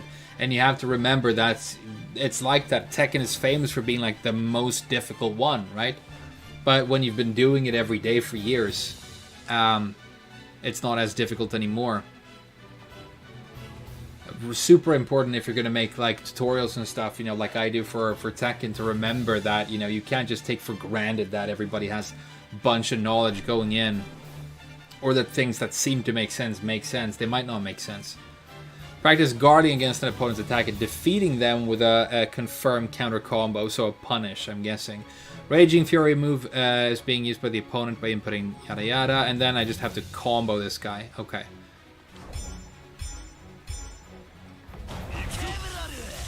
Why did he dash through him? Okay, too slow.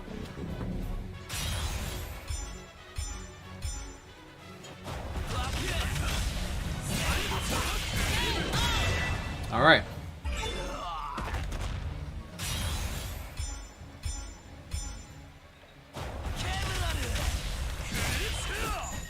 Wrong combo.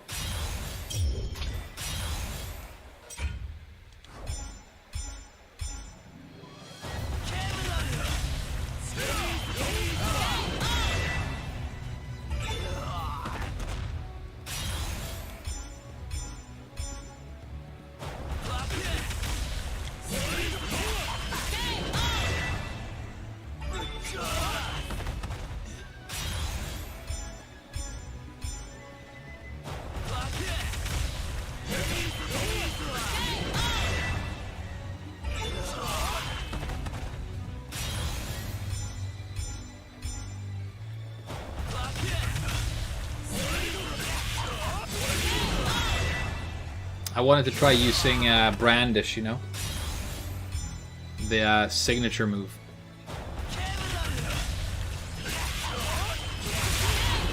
Big damage. Man, Vanguard's super sick. I like Vanguard. I really like Vanguard.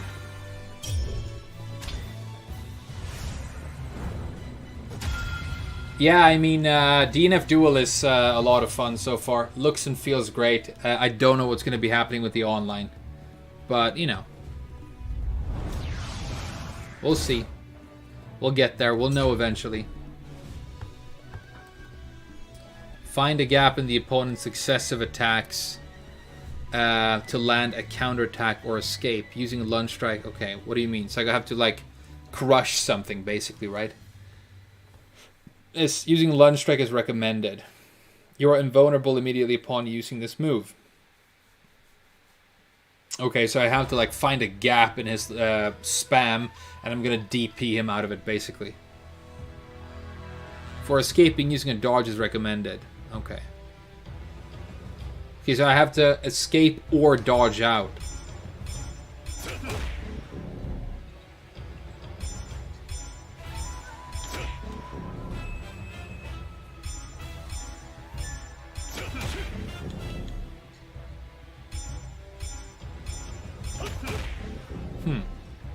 I was trying to do the dodge, but... Oh, I'm supposed to crouch guard, of course, because it's the second it's a low.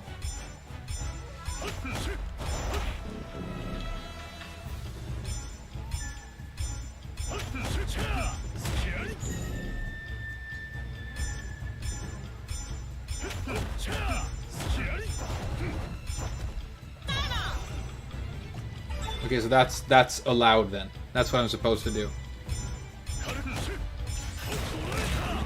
What's they told me to use Lunge Strike again. Which one was that? That's a down mana, okay.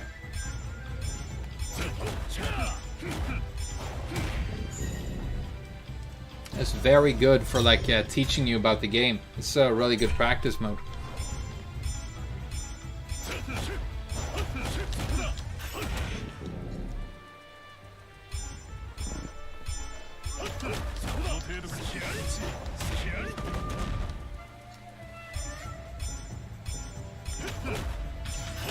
Okay, and if he does the throw, then I have to not be there, I guess. Guard break, huh?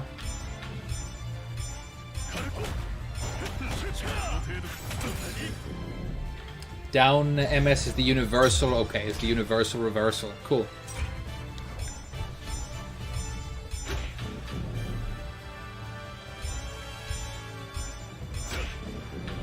What does it mean, fail? I am blocking it.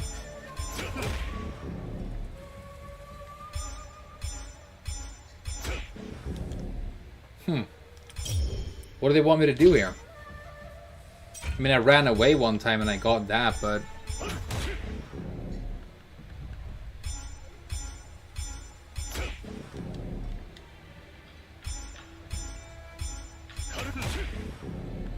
Why am I failing for blocking?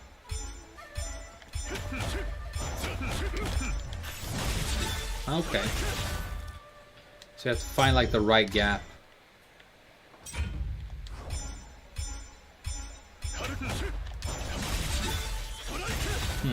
So that's his DP. Right, okay.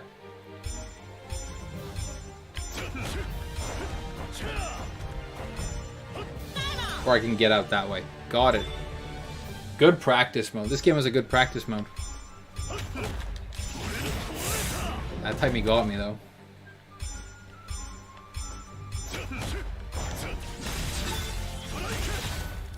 Alright. The one thing I've noticed about Vanguard is those anti-air attacks have like a lot of forward range, but you can go over them, right? Whereas if you do DP with Dragonite, I think that's why so many people like her. It's just like a classic 2-hit DP. Goes almost straight up, and it has massive range. It's super easy for combos and escapes. Reach the ranger that is using poke attacks and land an attack within the time limit. Try various methods such as repeatedly advancing and guarding. Okay. So you have to like block all this, yeah? Doing a forward dash, not a good idea.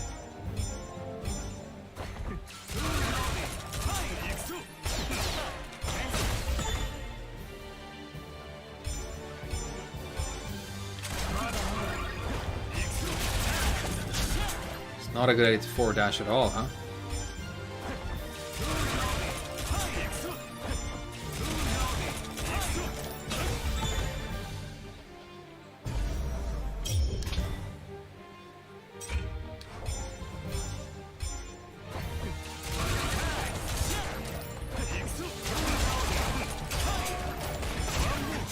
Got me.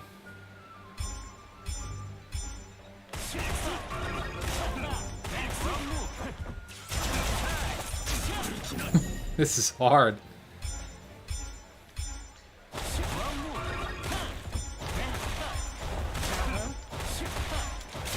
He's so fast.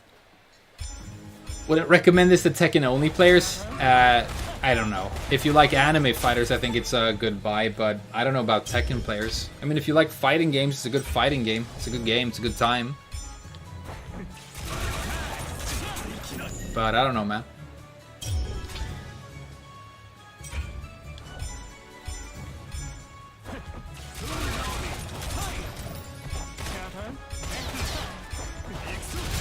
Brandish into neutral MS has projectile invincibility. Really cool. Let's try that.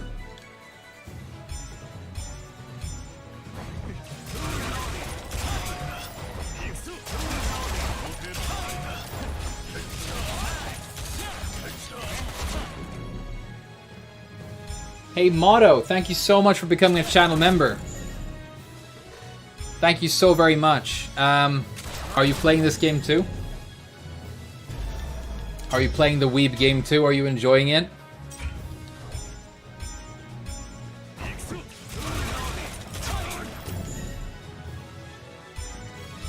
Thanks so much, Motto. I'm getting my ass kicked by this gun dude. That's his official name in the lore, by the way. He's gun dude.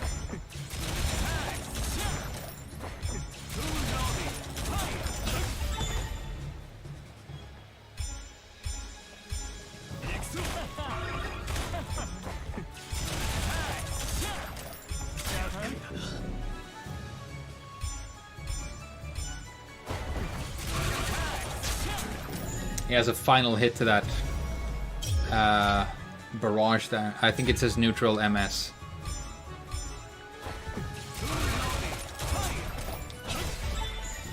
Just gotta be a little bit more aggressive, I guess.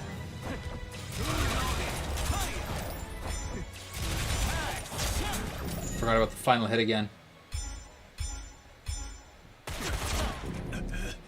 You're coming from Tekken? Well, this game is super sick too, but it's very different.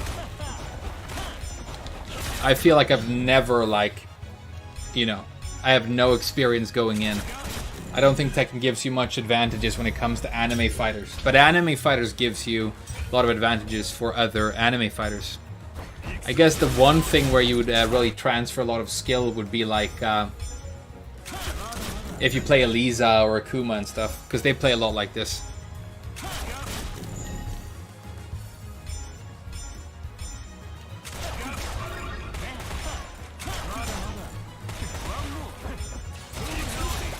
Okay, so I have to wait for him to do the long thing, and then I can rush in and punish.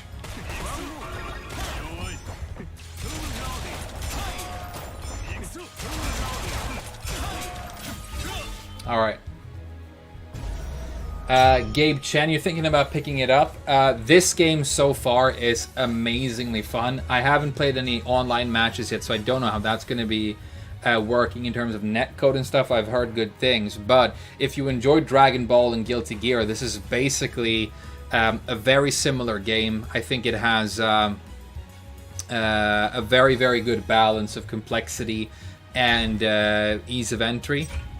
And I think more than anything, what I'm really impressed with so far is I think this game has fantastic character design. I think this has some of the best character design I've seen in a fighting game ever.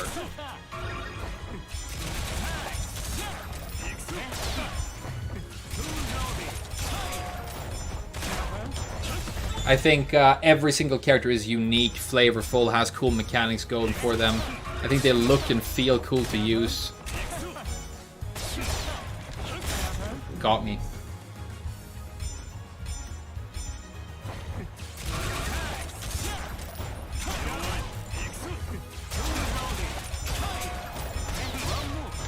Ah! They made this hard.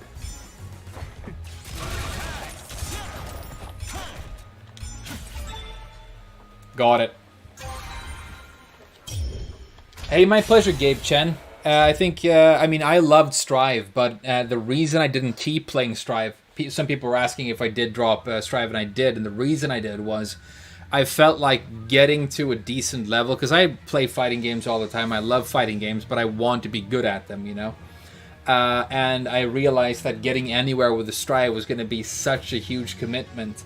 And it was going to take a really long time, but I think with this, it's not going to be that much. It's not going to be that much of a commitment. And my main fighting game is Tekken, right? I can't completely drop Tekken and go super deep into another fighting game unless I want to make it my other main game. Same thing happened when I tried Soul Calibur 6. Same thing happened with Strive. You know, I think it's different if you are an anime and 2D player, because you can definitely transfer skills between them. The thing with Tekken is that the skills you have in that game aren't transferable to these other games, really. Couple of things, you know, some terminology, reaction speed, and understanding of frame data, stuff like that is very good.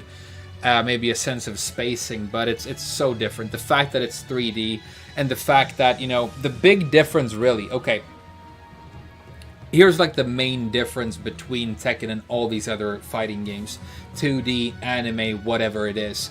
It's not the fact that Tekken is 3D, not really. And if, somebody said earlier that a vast majority of Tekken players don't know how to Korean backdash cancel, I think that's probably true. But if you look at a vast majority of Tekken matches that are played, very few people actually effectively utilize the fact that the game is 3D, and there isn't that much sidestepping and sidewalking going on until you get to a certain level, when it really starts to become important, and then you need to worry about what moves track to what side for what character, and so on. The main difference is the way you construct mix-ups. That's my opinion on it, at least, because in these games you want to crouch block everything that isn't an overhead, basically. So you're going to hold down back to block, right? And then you have these slow kind of deliberate attacks that can go over the guard called overheads, and that's how you break people open. And you can also cross people up by jumping, and you spend a lot of time in the air because of that. But in Tekken it's so different, because in Tekken you can block all highs and all mids by standing, and then lows go under, so you have to crouch block the lows. But mids become guaranteed hits when somebody's crouching, and the most powerful moves in the game, for the most part, the standard launchers, the hop kicks, the down forward twos, they tend to be mids, and mids are also quite fast compared to lows. Mids are super powerful, so that means that crouching in Tekken becomes very dangerous. You can't just sit around and crouch in Tekken the way you do in these 2D games when you want to be on the defensive, because if you're wrong, you're going to lose an entire round right then and there. And that is another reason, or that is probably the reason that Tekken doesn't really have chip damage like a lot of these 2D games do, because lows in Tekken, low pokes, are essentially the chip damage. You can chip away at somebody's health using lows, and the reason you can do that and be relatively sure that your lows are going to connect over and over are the fact that for the opponent to want to defend against a low, they have to crouch, opening themselves up to all of these super dangerous mids, right? So you only crouch in Tekken when you really feel, or you feel like you have a read on that a high or a low is coming. Unless they're telegraphing it somehow using a string or something like that, right? So in Tekken, you can only crouch when you have a hard read and you want to defend against something specific. But when you're not defending against anything specific in these games, you're going to crouch all the time. So the relationship that lows and mids have, the fact that overheads don't exist, and the way mix-ups work, I think that's really the main difference, and that is why Tekken stands apart from these other games, right? And that is why I could jump into Soul Calibur 6 and do quite well at that game. I started playing ranked in Soul Calibur 6 right away. I didn't have to spend that much time in practice mode, and I actually did quite well in that game, just transferring a lot of my Tekken skills. The biggest challenge really was adapting to the idea of a block button, because we don't have a block button in Tekken. We do in Soul Calibur, and it's a big deal because you've got a GI and stuff like that tied to the block button, right? And then 8-way run, movement is a little bit different, but the mix-up systems are extremely similar in Soul Calibur and Tekken. The main difference between them when it comes to the mix-up system is really that with Soul Calibur you have vertical attacks and horizontal attacks, and people are walking around to the sides all the time, much more freely than they do in Tekken. So the way you can think about it is, what if everybody had an extremely powerful sidestep and sidewalk in Tekken? They could move around like crazy, but half of your move list was made up of homing moves. Now you're kind of playing Soul Calibur in Tekken, right? So whenever I think that my opponent's going to move to the side, they're going to do it all the time. I can do these horizontal, almost like jabs, and catch them. So that neutralizes the overpoweredness of movement in Soul Calibur, whereas in Tekken, it's a lot more constrained, your freedom of movement. And that's why you're kind of forced to play this mind game in Tango a lot more, especially in Tekken 7, where the movement is restricted compared to Tekken Tag 2. So go back and look at Tekken Tag 2 and watch the freedom of movement in that game. It creates, this really movement-focused sort of flowing playstyle, whereas now you're kind of locked into an intimate mix-up battle a lot more. But I think that's the main difference, and that's why, you know, you don't become amazing at one of these anime fighters and then, you know, you move over to Tekken and it's sort of the same thing.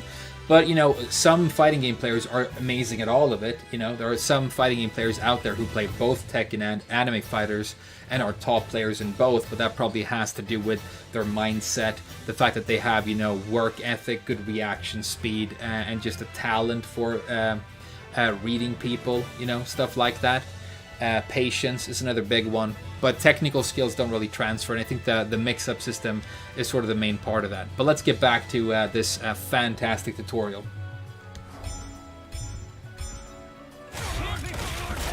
Survive for 30 seconds, I'm already dead. He's just gonna death combo me.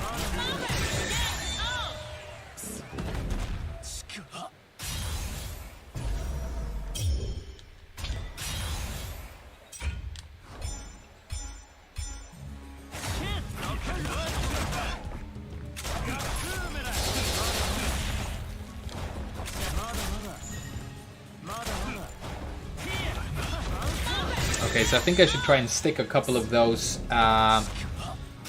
DPs, down MSs, in all of that shooting, right?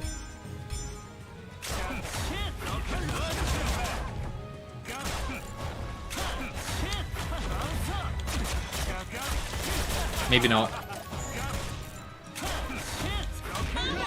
Does he say shit when he slides in? It's a funny character.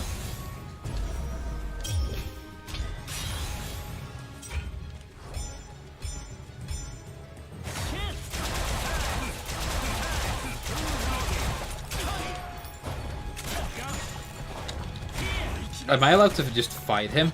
Oh, I'm not allowed to attack. That's why my move didn't come out.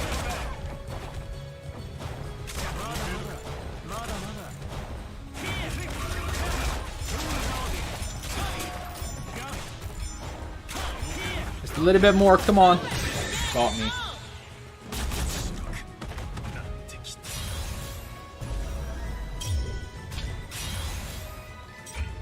Guard counters. Utilize all your defensive techniques to survive against your opponent's deadly offense. Watch your opponent's movement in order to perform the correct defensive maneuver. Attacking is restricted. What's a guard counter?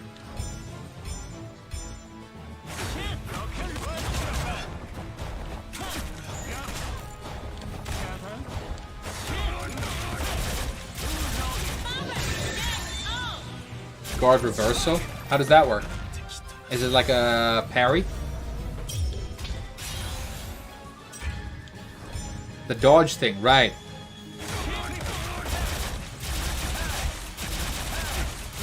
Rolling, yeah. That's like you hold guard and dash, right? Is that it? Or do you press a button?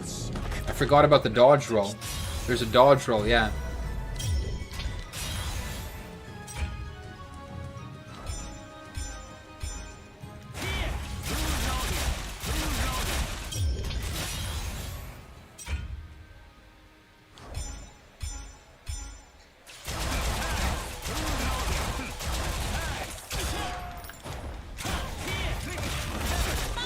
Press 2+4 while blocking, okay.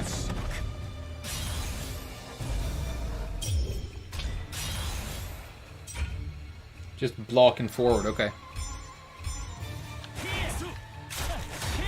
Alright, cool.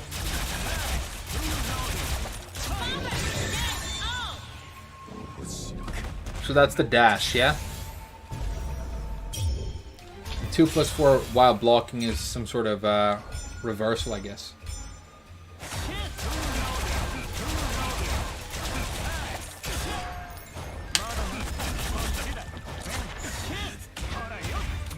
Right, so you can't hold guard and then tap a direction to dodge like Smash Brothers. You have to do it at the same time.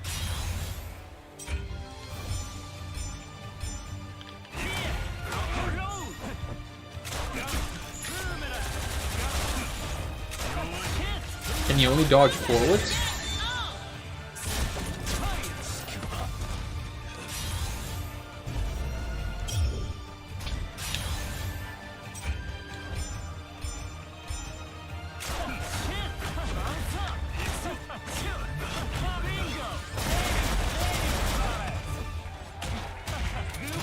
guarding too much.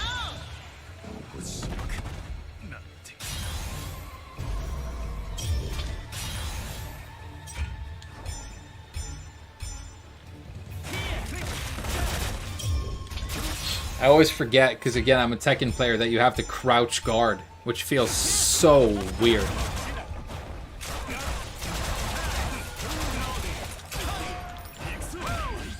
And jumped into his attack straight forward. Best Soul Calibur song? Not really, but it's a good one. It's a good one, though. You can only backdash forwards? Okay. Makes sense.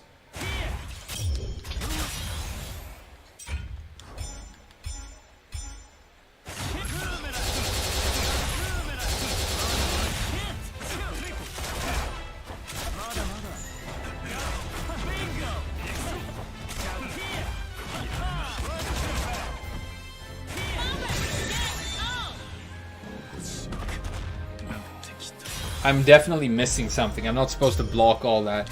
It's not possible if you do it that way. There's something else.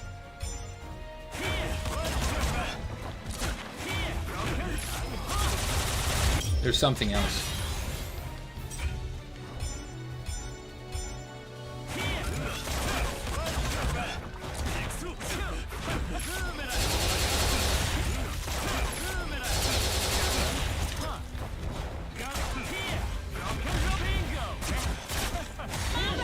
Okay, so that time I needed to forward dash through. I need to forward dash through him and then guard to the other side. We can do this.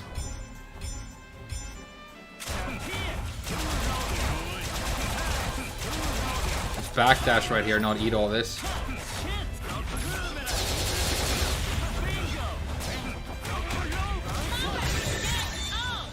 You can probably jump those spinny things. Jump out, backdash, roll. Just gotta stay mobile, okay. I guess.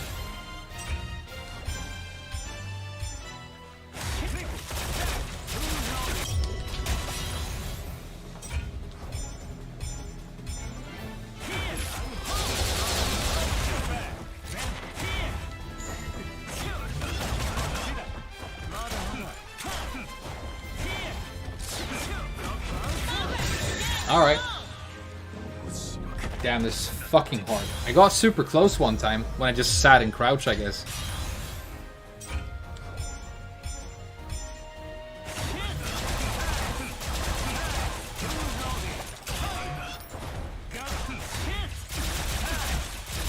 Yeah, he catches you once it's over, so you can't get hit, basically.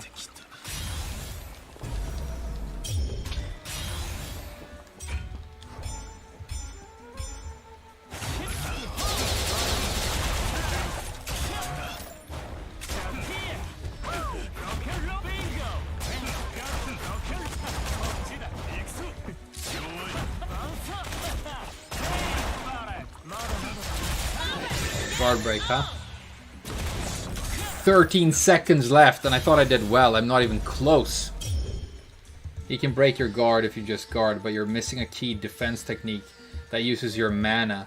Well, this, people were talking about this, some sort of reversal, guard reversal thing, but 3 buttons? Am I supposed to pick 3 buttons?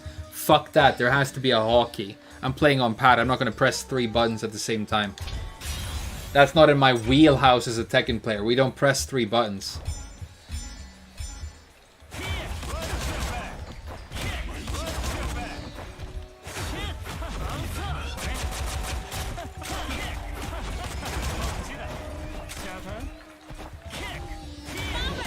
Just gotta like try and run away from him as much as possible, I guess, just not be close.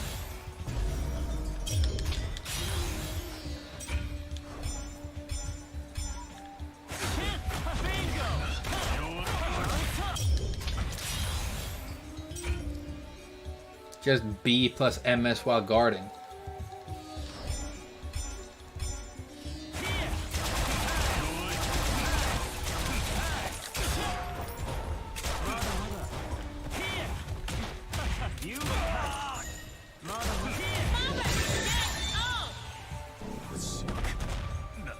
Yeah, it's one advantage of not playing on pad, but I think pressing 3 buttons on stick feels like ass too. don't like it. And when they ask you to press all 4, it better be some sort of taunt or something. If it needs to be done, it makes me like less interested in the fighting game. Not even joking. I hate pressing 3 buttons in fighting games. Fuck 3 buttons. 1 or 2. 1 or 2 only, dude.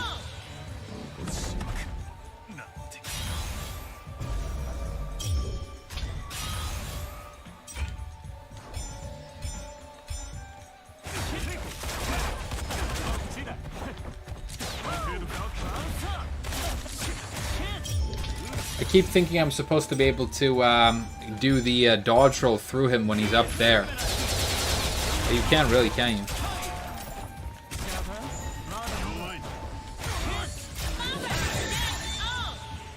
Okay. This is probably super easy for somebody who plays this game a lot, but for me it feels almost impossible.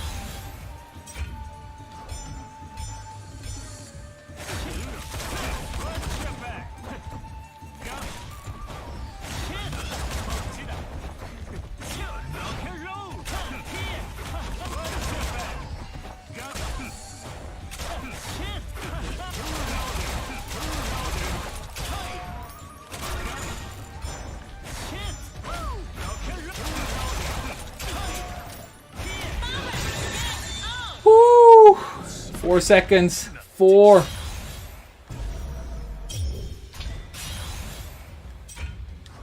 Okay, he's gonna start with a Sub-Zero kick, right?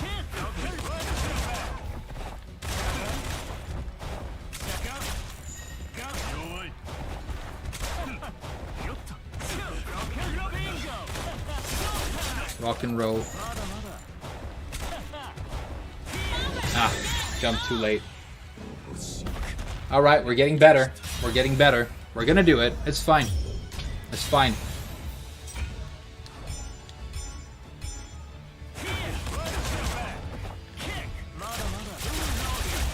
Oh, it's death.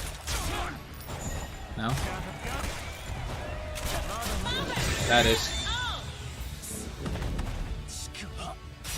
Forward and L1 when blocking.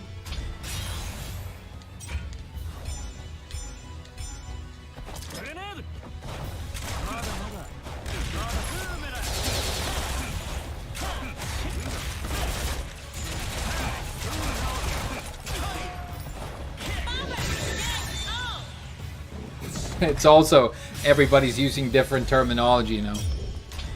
I think 1, 2, 3, 4, like in Tekken, is by far, and I mean, I know it's biased because I'm a Tekken player, but it's so much better than anything else I've ever heard. When Guilty Gear players show up with their number pad notations,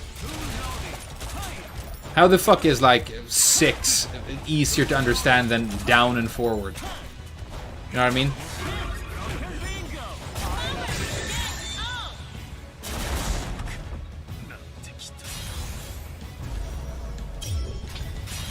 We'll get this. We'll get this.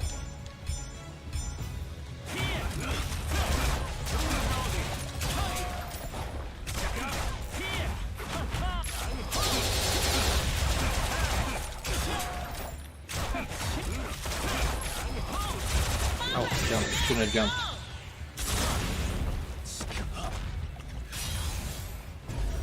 One, two, three. But the reason Tekken has 1, 2, 3, and 4, and up, you know, down, down, forward, back, is so that you can understand it no matter what controller you play, right? But fucking notations in other fighting games can fuck off. Numpad can fuck off.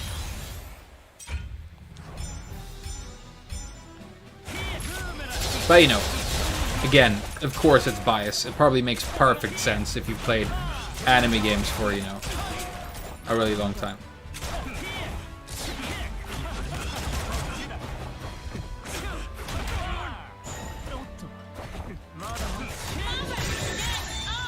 Not even close. Okay, like, what am I missing, you guys? Guard and what? What do I press? I don't have any mana, so if it takes mana...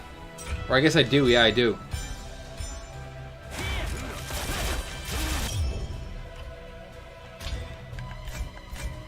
Game rules, game controls, HP, defensive techniques. Let's go.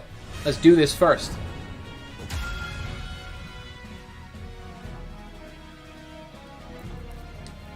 Let's do this first, and then we'll know all the things we need to know, and then we just go back.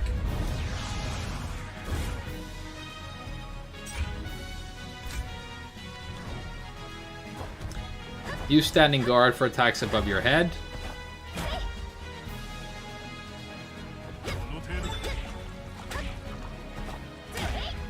Okay, that makes sense.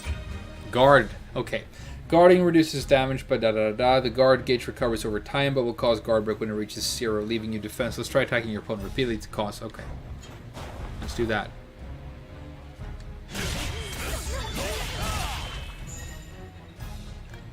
Okay, so you can't block too much. Guard cancel is effective for preventing your guard gauge from being reduced as well. Okay. You can exchange 100 MP to counter attack and turn the situation around. Keep in mind that unlike other MP skills, because it gave me a full mana bar in that challenge earlier, so this is what it wants me to do, no doubt. This is definitely what it wants me to do. Okay, additionally this move cannot be used as a finishing blow. I guess it can't kill opponents, is that what that means? I'm gonna assume yes. Try using guard. Okay, but what's the input? Okay, there we go. Forward Y plus B while guarding. Okay.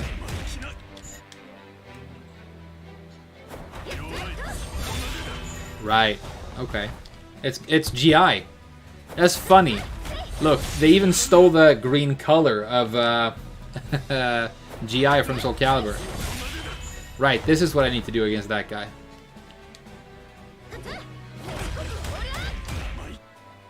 Yeah, Liquid Shark, don't apologize for not giving me the right notations or whatever. It's my fault for not learning this before I went into that mode. And, you know, trying to explain notations to people from, like, another fighting game is like a nightmare. Right, so I'm going to let him start attacking.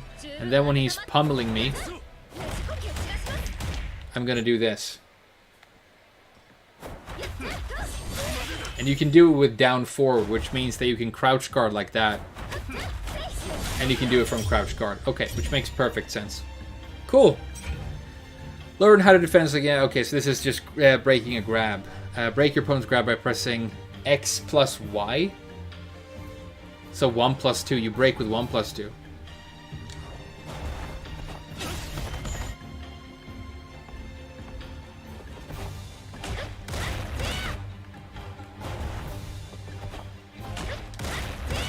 Damn, you gotta be super fast.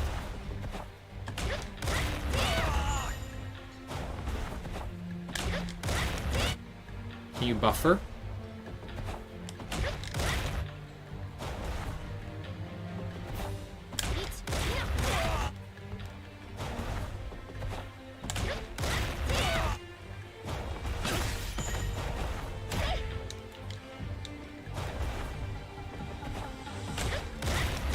How strict is this?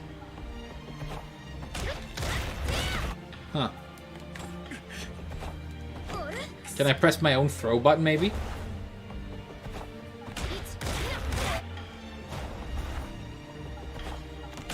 Okay. Yeah, I know this about some 2D games. You're supposed to, like, completely just hard read the throw. You don't react to it, so it's kind of like a low parry in a way. But it's way stricter. Look, I have to do it like before she grabs me. But you do have a button bind for it. The grab button is L1. So that's good to know. Nice. You gotta predict the grab. Wow, that's so weird. As a Tekken player, that's so weird. Doesn't that make throws... It feels like it would make throws ridiculously overpowered. But I guess not, because you have to be next to people, and in 2D games you can occupy the screen with these giant moves and you can't really get close, right? It's interesting. Canceling and combos. Oh, this is fine. So we're done with defensive options now, I think. System alerts. Conditions are met. System alerts. Knowing exactly. Okay. Counter, punish. This is whatever. So let's go back to tutorial menu and let's do the survive thing. And now we're going to use that technique. Was it Y plus B, right? Y plus B while guarding.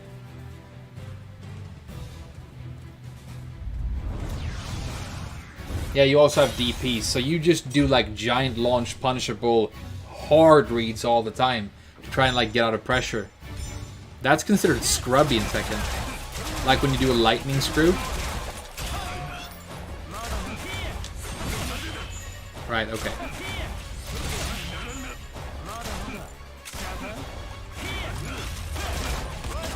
Now I'm out of mana, so now I actually do have to block. Or just evade him, right?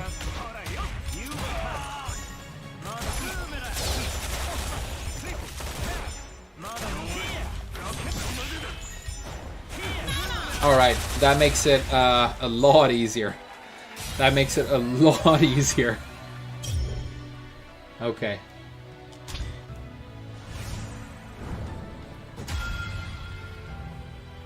Hard to get into? I don't know. I mean, I feel like compared to other 2D games I've played, it's easier. It's actually easier. But it seems like most of the difficulty is not input related. It's timing related, which is kind of weird. Yeah, first try when you know how to guard counter or whatever that was called. Hey, thanks guys. Thanks for believing in me. I'm sorry I didn't like do all the basic tutorials first. Utilize all your moves and knowledge to defeat your opponent with a single combo. If you don't know any high damage combos, check out the basic combos. Okay. So how about...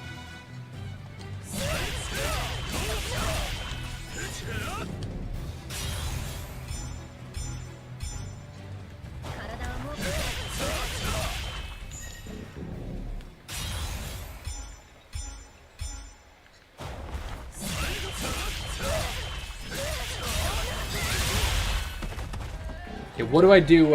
Which the one? I need to suck her back in. I need to suck on her to do my super, right?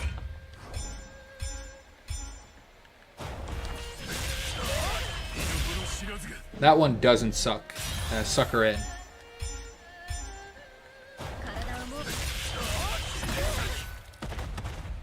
That one, I think you can get...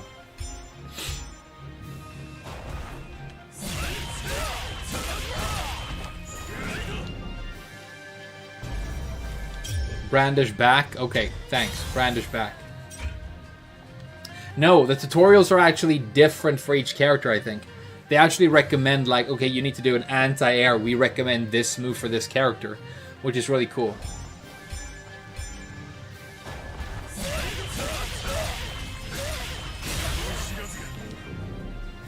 Yeah, I need to add my ultimate to this.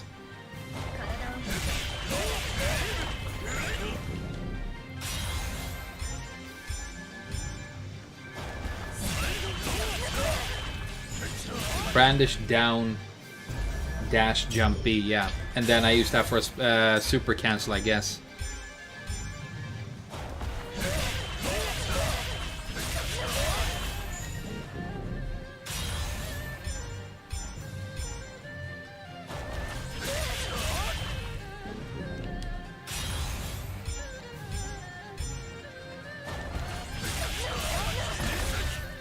Yeah, okay. Alright, let's try that.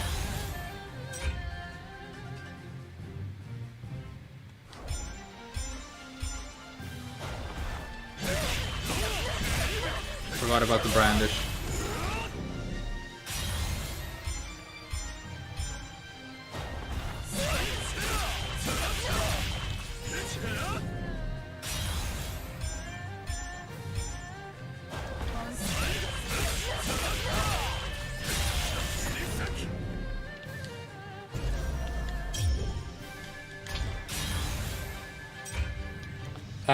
The balancing footsteps of Tekken 5, if everyone's incredible then no one is, that's kind of what's happening with 7. There are a couple of characters that aren't good, but a bunch of characters are broken good. But in Tekken 5 you had like infinites and stuff that just like ruined the entire, you know, point of playing.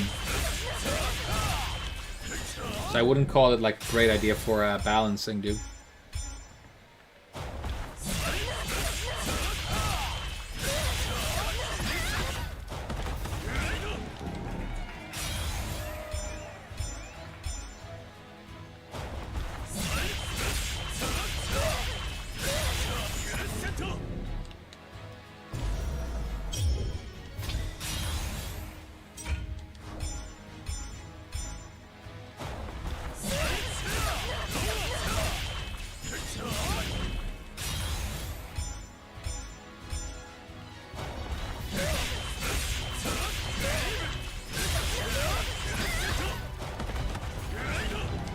And then you have to keep going after that, I guess.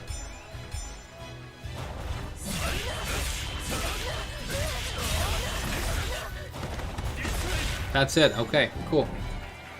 That works. That works. Maybe you can brandish again after that. Maybe brandish, earth shatter, and then super. Yeah. We'll try that.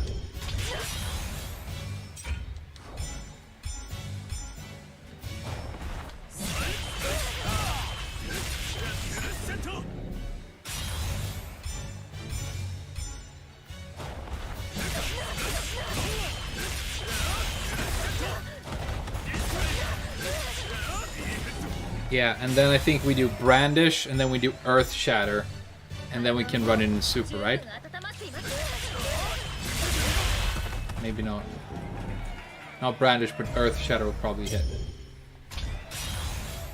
Okay. Okay. I get it, yeah. So we do...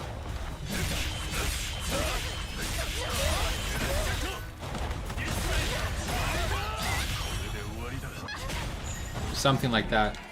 Something like that.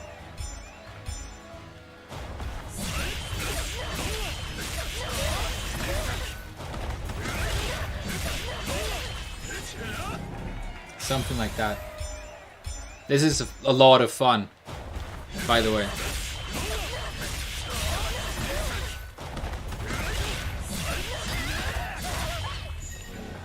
More and more damage.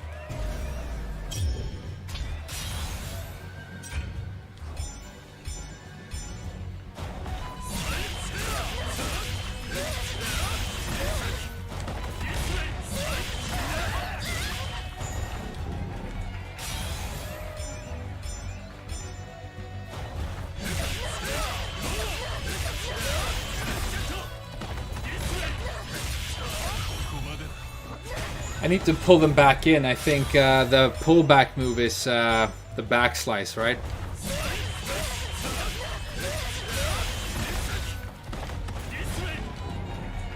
I'm still struggling with that jump attack, which was what was messing me up in the combo trials for this character.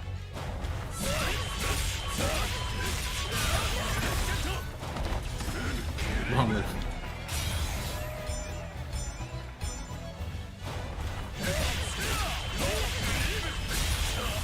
Yeah, Vanguard is super sick. I think he's my favorite character in the entire game, actually.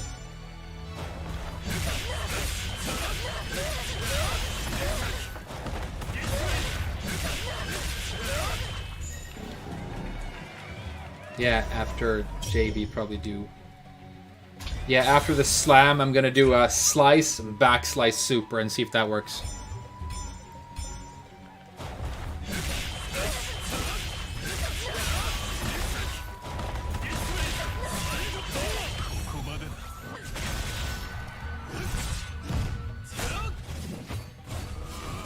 Is it gonna kill though?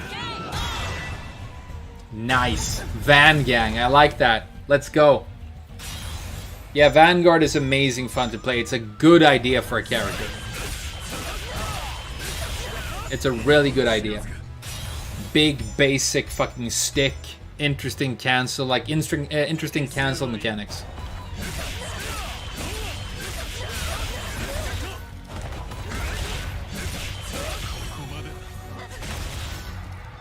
Got it. Got it. Vanguard super sick. Van Gang. Van Gang. Dragonite is cool too. Let's do this again. I want to learn that combo.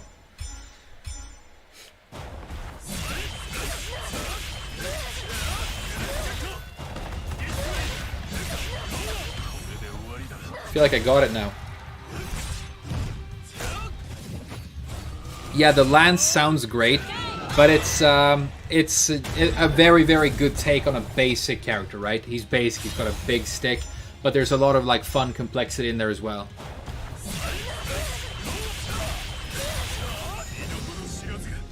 So yeah.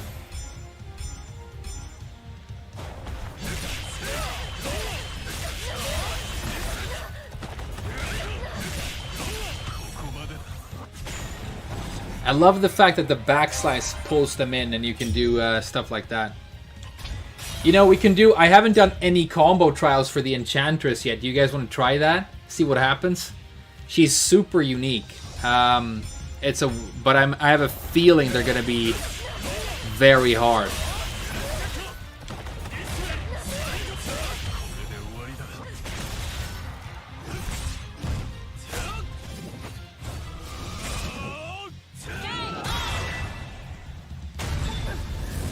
Let's do that. Let's do combo trials on some more characters that we haven't tried. That's a fun idea. What time is it actually? Right, we've got hella time. Let's keep going. Let's do some more combo trials. Do you guys want to check out Enchantress? These are all the characters. So there's 1, 2, 3, 4. So 4 times 4, 4, 12, 16. So there's only 16 characters, but they're all extremely unique and flavorful. And I think they've done an amazing job. This has my favorite launching roster of any fighting game I've ever played. I've never seen so many like solid character designs that all feel unique but still seem to like mesh well in the same system. I don't know about the balance. I've heard that there are a couple of characters who are like kind of broken. I've heard this guy Crusader is insane right now, but we'll see what happens. You know, they can patch it as well. I did Grappler. Yeah, I didn't like him. I love Grappler. I think he's amazing, but I didn't like his combos because he has a lot of weird timing issues with them where you have to like gauge recovery frames, which is very hard. We could do Kunoichi as well. I like her. We haven't tried her. Yeah, he feels weird. He's super cool though. It's a great design. Okay, Kunoichi or Lolly Witch? What do you guys think?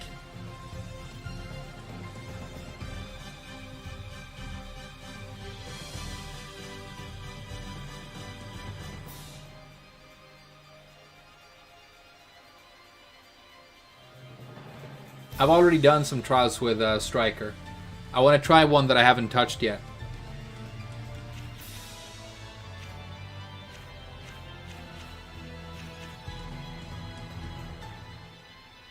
Let's try Kunoichi. I remember yesterday because I don't like ninjas. I happen to think that ninjas are kind of lame. But then I tried this character yesterday and she's more like a weird fire mage kind of a character. She's super cool. I really enjoyed her. And she does Naruto gang signs and stuff. But don't worry, guys. We'll do them both. We'll do this, and then we'll do Enchantress after, okay?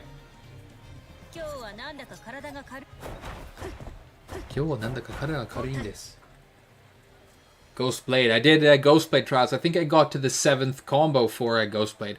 His combos are super cool, too. Yeah, she's so mobile. Look, check this out. She's so much faster than most other characters. Look at this. Look at the run. And I love... And she's got a double jump, which is crazy. She's the only one that has, I'm pretty sure. Except for Swift Master, who can, like, double jump. Okay, so we're going to do Jab Jab with the daggers. Daggeronis. Then we're going to do Heavy, Neutral Special, and Neutral Magic. Okay.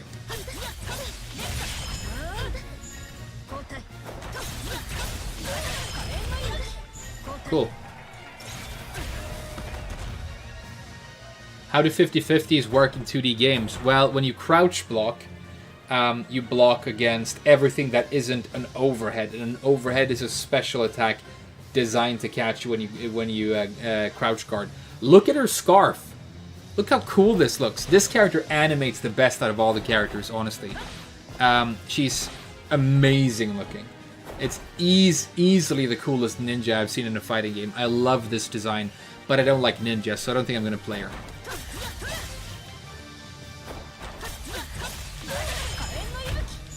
Have to be a little bit faster on the fireball, huh? That's the Sasuke right there.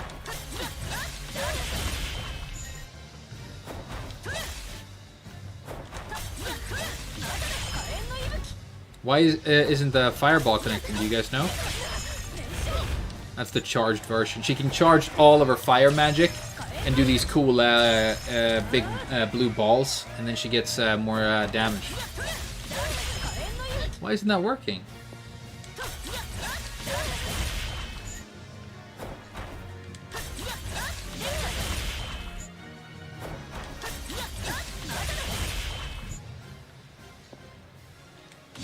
Oh, I have to do both hits of the flame cut. Sorry. There you go. Nice.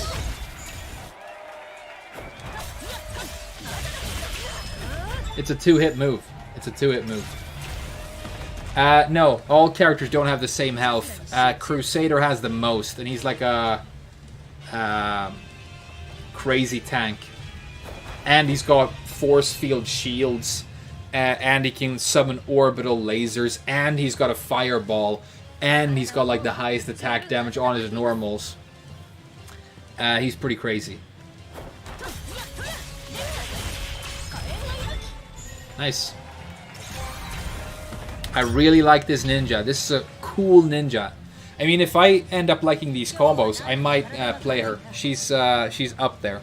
But for now, it's Vanguard. Okay, let's go. Down jab, and then down heavy, then down special. I wonder if this is invulnerable like a DP.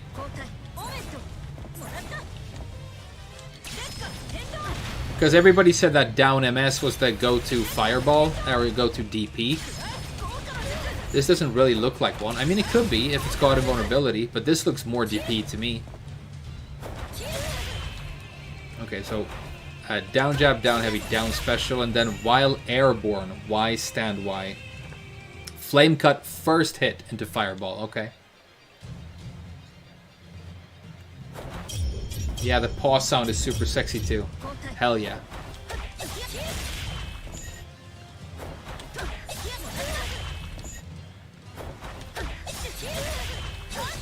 Oh, there it is. Okay. And I'm guessing I have to run in. Let's watch the demo. Doesn't look like she had to run at all. Cool.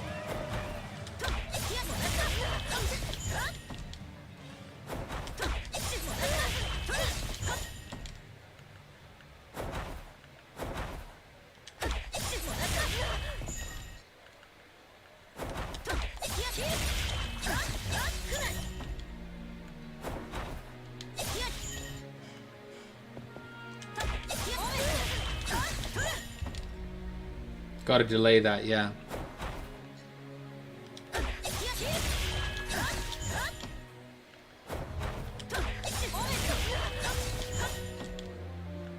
Gotta delay it even more, I guess. Even more, we gotta be closer to the ground.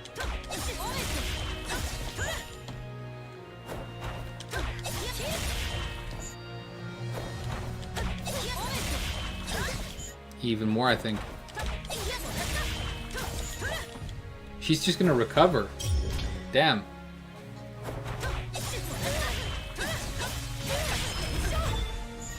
I don't feel like I have enough range. I don't know why. I don't have a lot of experience with 2D, no. Not at all. Hold forward on stand B. Okay. But don't I get forward B then?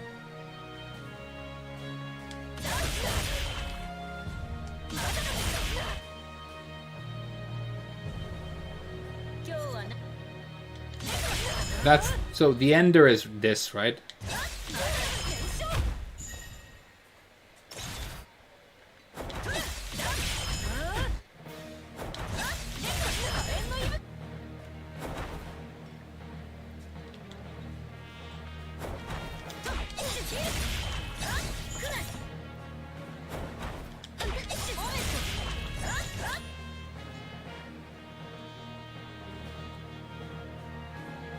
Oh, stand. Yeah, oh, this. Sorry, yeah.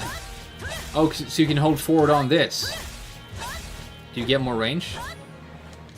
I think you do, yeah.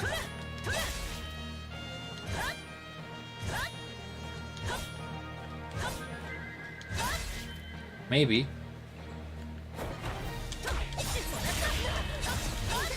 There it is. Thank you.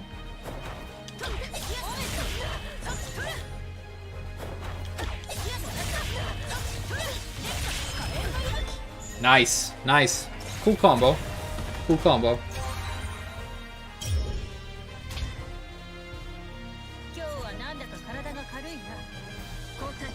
Okay.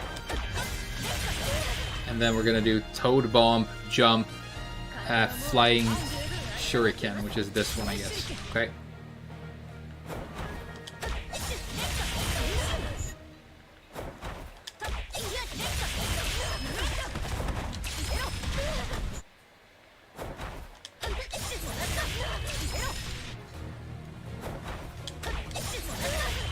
When am I going to go online? Probably tomorrow. I'm enjoying this right now, just learning the system. And then tomorrow I'm going to be playing matches.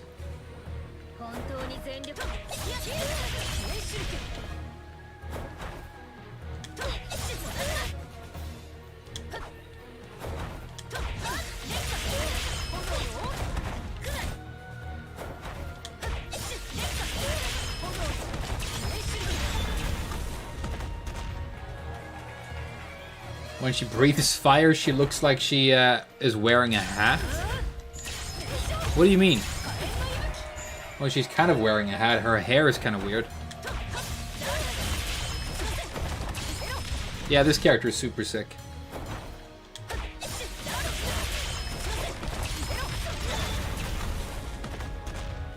Viewer matches? Yeah, we can totally do viewer matches.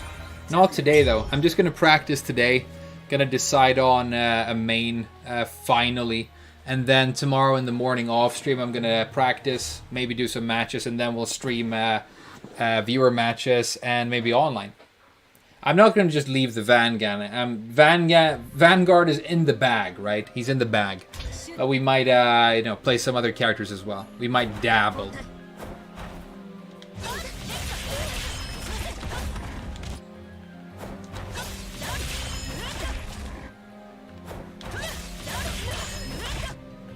Gotta do both hits.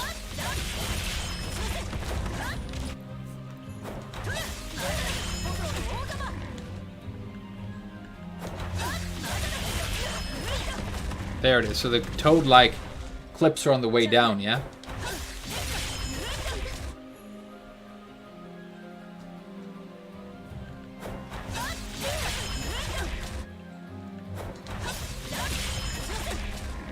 You thought I was going to play Crusader?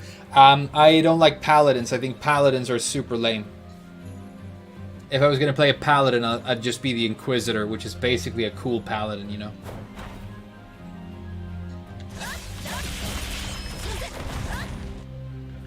Let's watch the demo.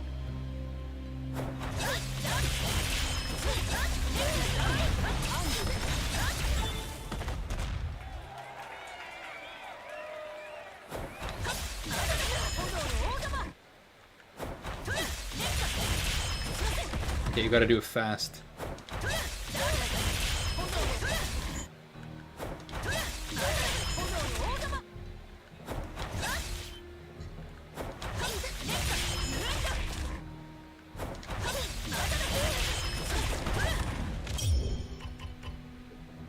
Let's have a look at the Witch as well. People seem to be very interested. I have a feeling these are going to be super hard though.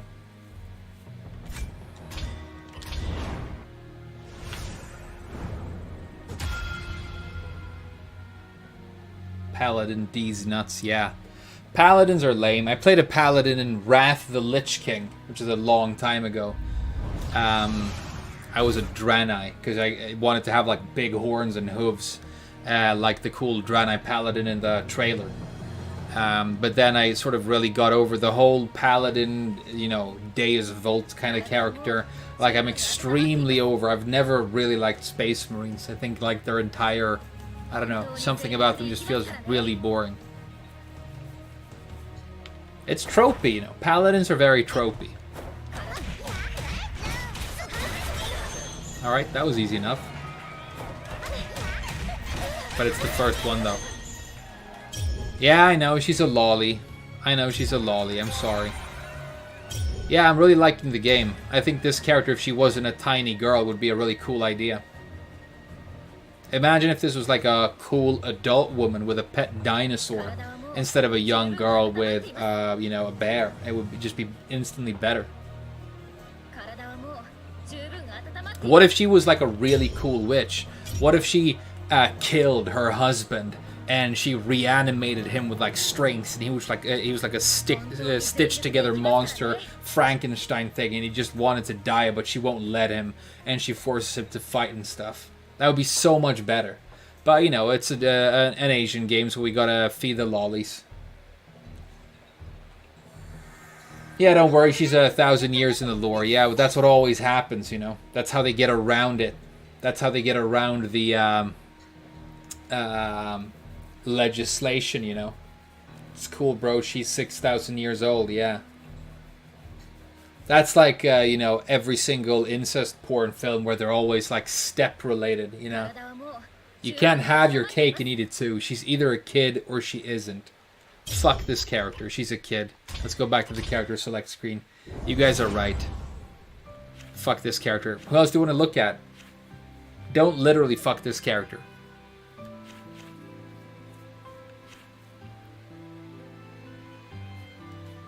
Here we go. Yeah. This is all the Smash players are using this character for sure.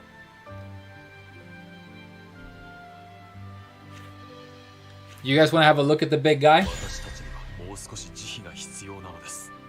I mean, paladins are lame, but then again, ninjas are lame, but they made a cool ninja in this game. Maybe they made a cool paladin.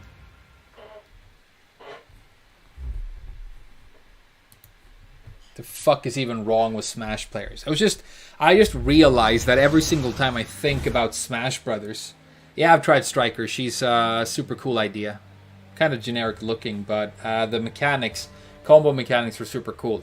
Like, every time I think about Smash Brothers, like, the 6th or 7th thing that comes to mind is the game.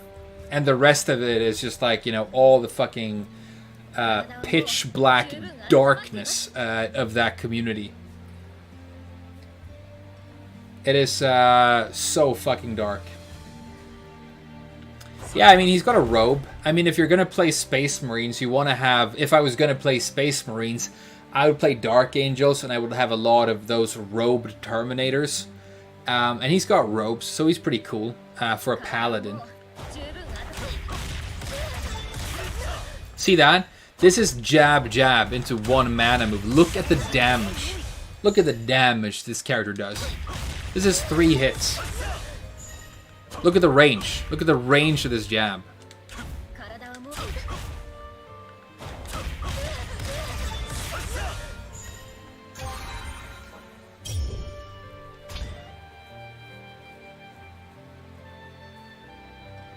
All right.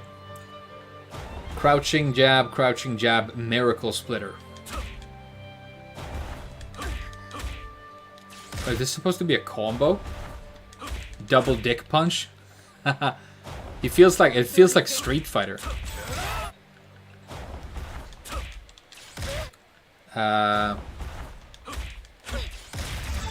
Timing seems a little bit awkward though.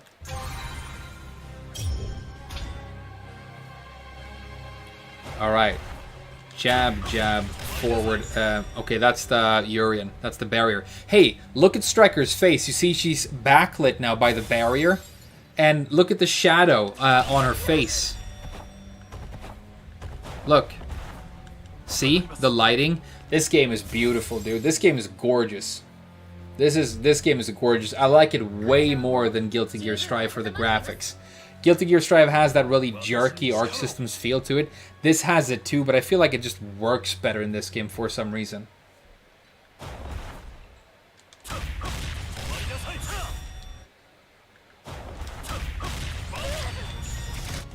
Let's watch the demo. Okay, so you're supposed to catch them when they're flying towards you off the barrier. Okay, that's it.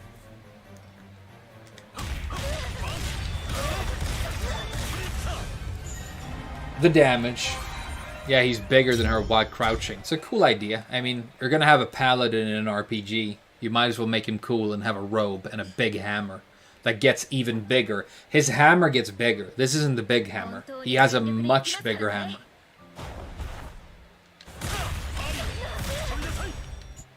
Am I supposed to cross her up? I don't think so.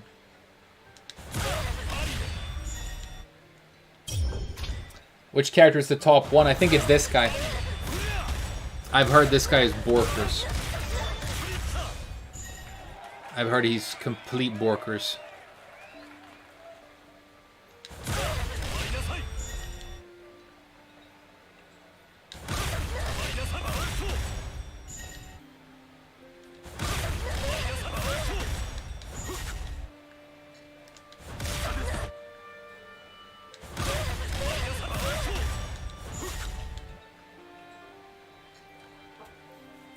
What does Striker say when she's idle? Let's listen. Let's listen. 体はもう十分温まっています。体はもう十分温まっています。Or no. 温まっています. So she's saying my body is already getting warm. My body is plenty warmed up is probably the best translation. So she's saying that she's, you know, already warmed up, ready to go.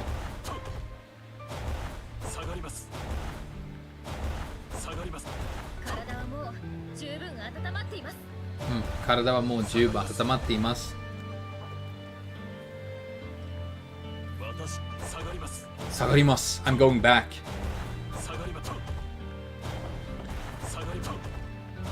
She says something with hontoni. Okay, let's keep listening. Does she have more lines? Yeah, her body's ready, basically.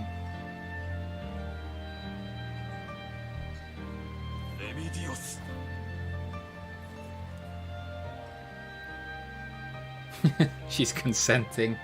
Damn, I got all the degenerate weebs. I think it's the community I deserve. 本当に全力でいきますからね。本当に is for reals. 全力 zen is you know as in 全部 as in saying it means everything. 力 is power and いきますからね going. Just so you know, I'm gonna be going at full power. Yeah, just so you know, I'm really gonna go full out. I'm gonna go full power. Her body is ready, and she wants to go full on, basically.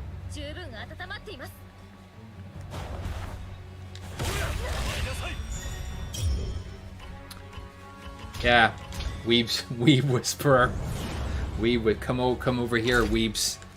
Gonna whisper sweet Japanese voice lines into your ears. Who haven't I looked at yet? Oh, I hated Troubleshooter, by the way. I hated this character's combos.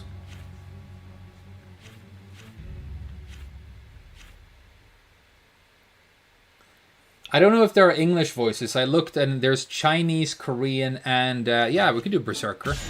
There's Chinese. Why does he have Adidas pants? It's so funny. Yeah, I did the first three.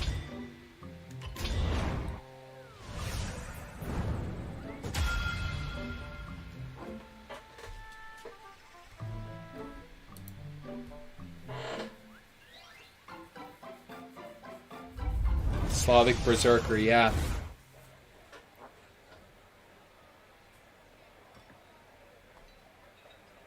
You do the best Lars this side of official Lars, to be fair. I haven't done Lars voice in a long time. What does he even say? What does Lars say? I don't remember any Lars lines.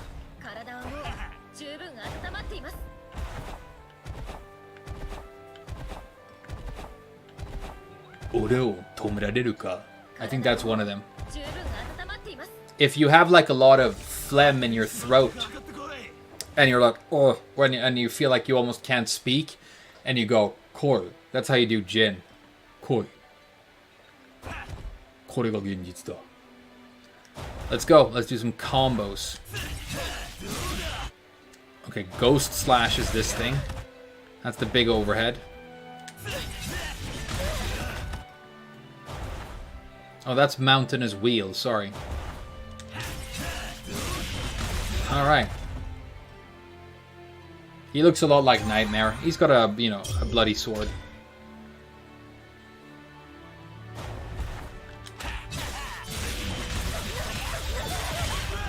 Alright, makes sense. Last is trash. Last is trash. Please switch character. Trash. These combos seem pretty easy. I guess I've already done them, maybe that's why.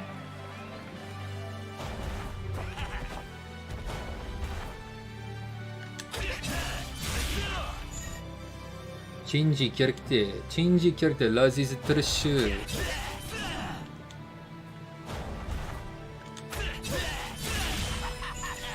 Okay, and then you have to activate your bleediness.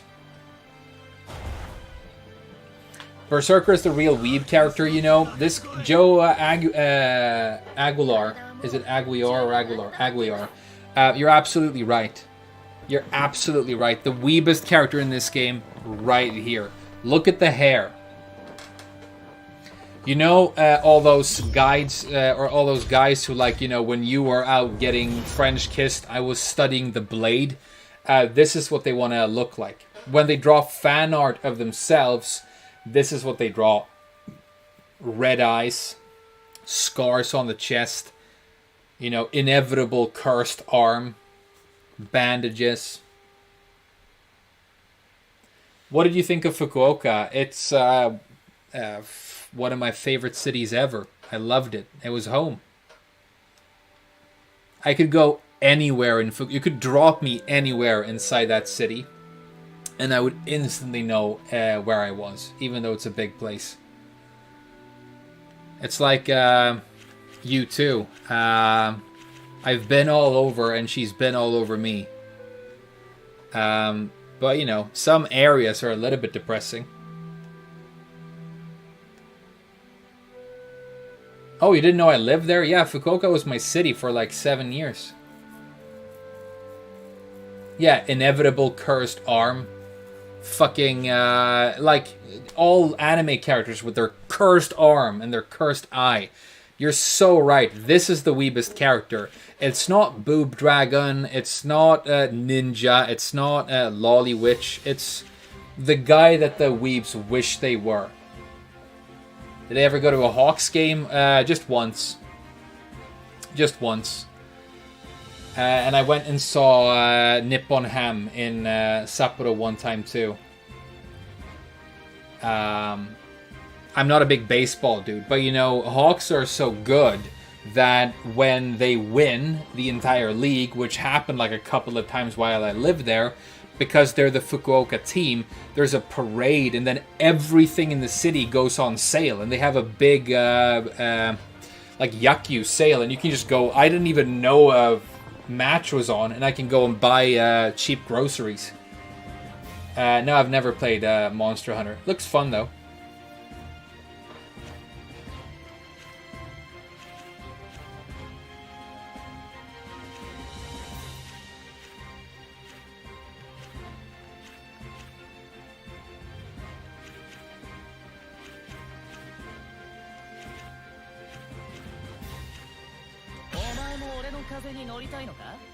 Wanna try some Swift Master?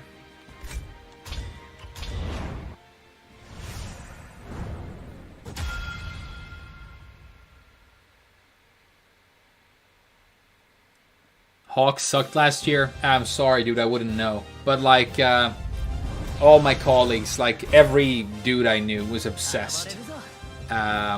Watching baseball all the time. It's, I mean, it's... If somebody asked me to name like the most cultural, significant, emblematic thing of Japanese culture, I mean, other than an intense hate, distrust, and disrespect for women, it would probably be obsession with baseball.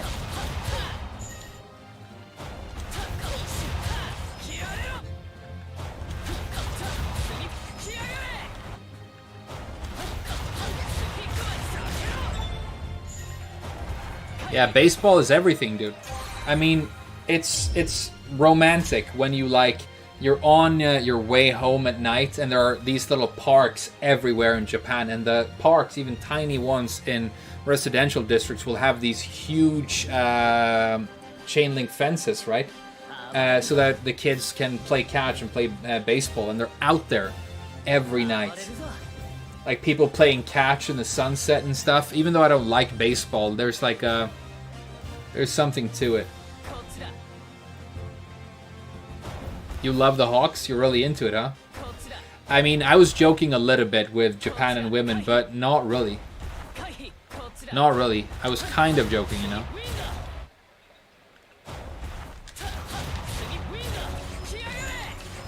Wind Blaster is the one where you like...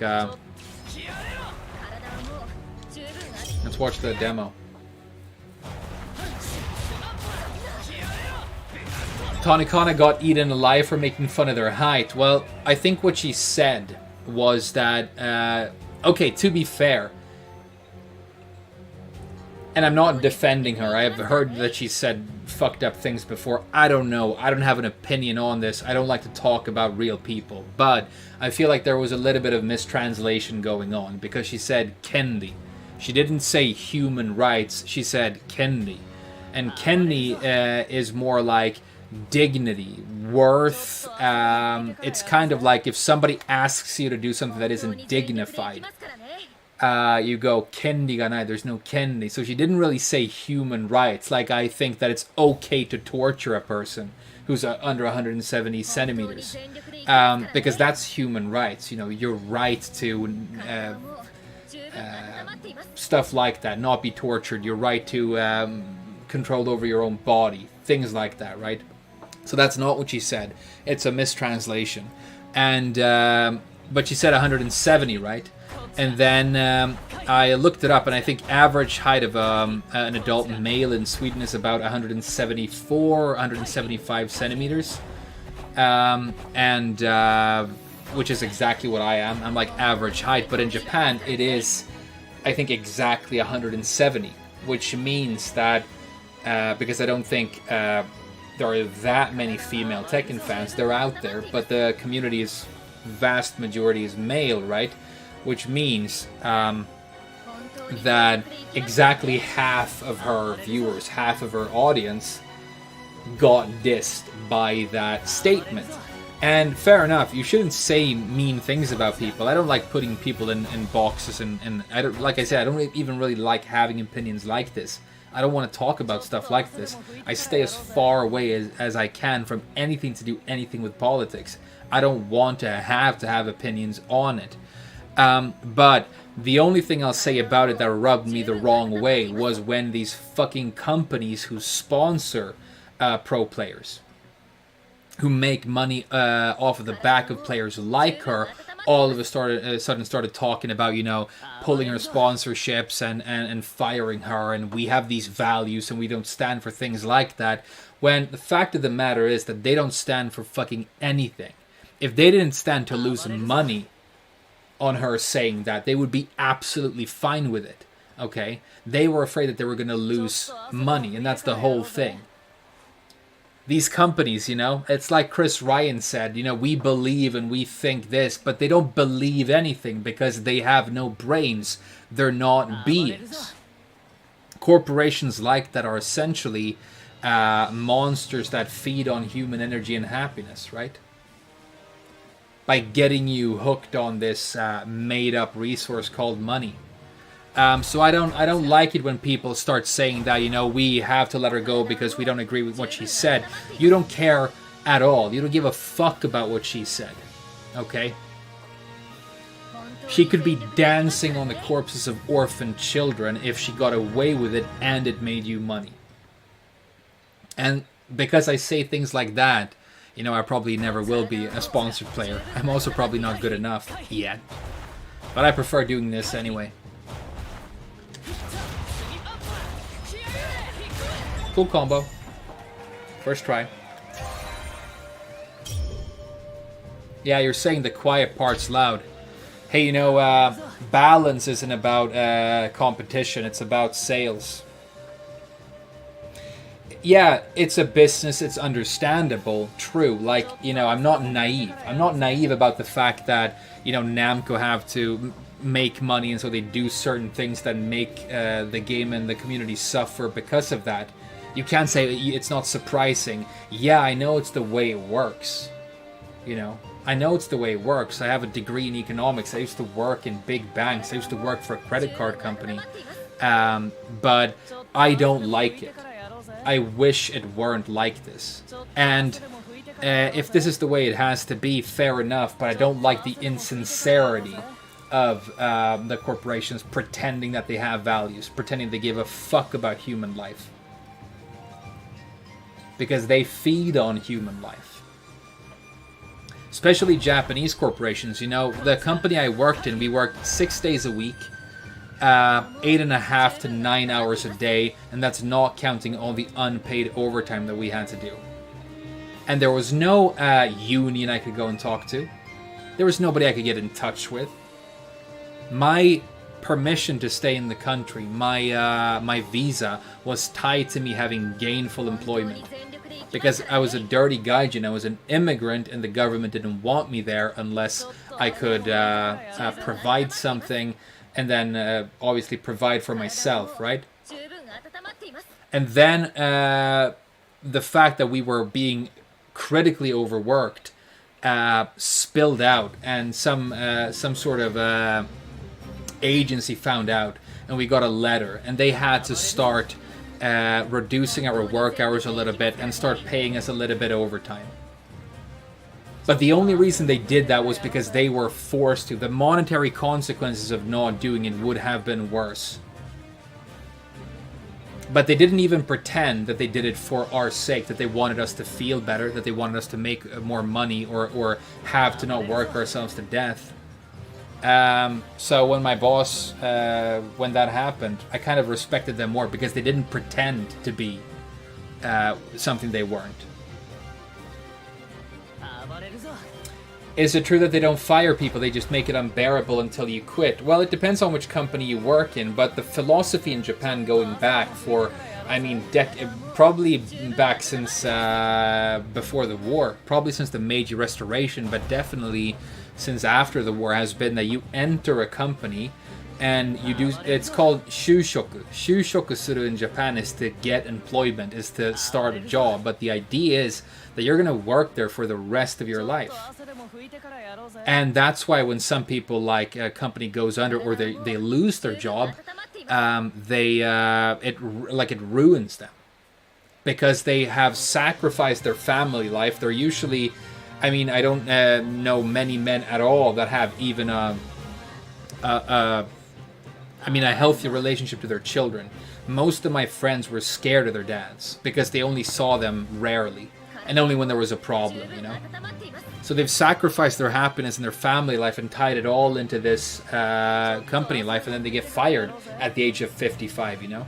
And it's not like they've been compensated well enough that they can retire early or anything like that. So, yeah, you're not really supposed to quit jobs or get fired in Japan. It's supposed to keep going, which is why when the company isn't doing well and they don't have enough money, it's your fault and you have to work harder. So you put in the overtime and you work yourself literally to death because it's your responsibility to make sure that the structure remains, because you're part of it,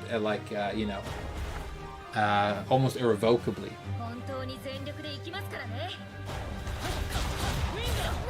Yeah, I mean, I work for minimum wage. I got an annual pay raise of 2% on minimum wage. 2% on minimum wage, it's basically nothing. And I was allowed to take 8 days off per year. I had to report them in advance. They had to be approved by management. I couldn't take them whenever I wanted. And of course, any day I took off was unpaid. And I also, obviously, you don't get paid or get any kind of sick leave. That's not a thing.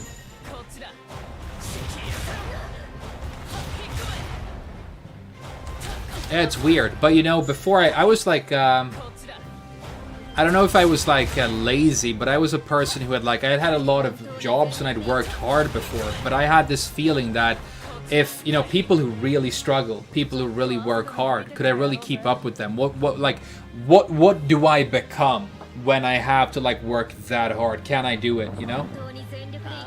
Or do I break? And I did it for years and I survived. I did it for years and years and years, and I became a lot stronger for it. I know now that I can, if I need to, I can work in a fucking office in a suit that I hate. With a necktie in sweltering heat for 48 hours without sleep. I know I can do it, and I know I'll make it back. I know I can go 3-4 days without sleep. Because I've done it now. So it was a very, very useful lesson. Hey, Mr. Durgan, thank you so much for becoming a channel member, dude. I really appreciate it. I'm sorry I'm talking about like this stuff now instead of like playing the game that I'm supposed to be playing. But you know, you guys had questions. We're playing you know, an anime game, so we've got weebs in the chat. Anything else you guys want to ask about?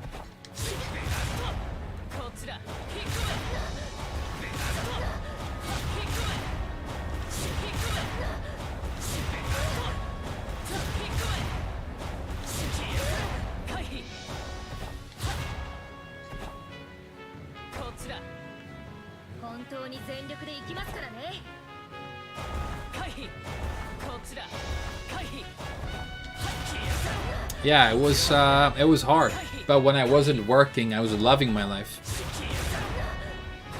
I was loving my life when I wasn't working.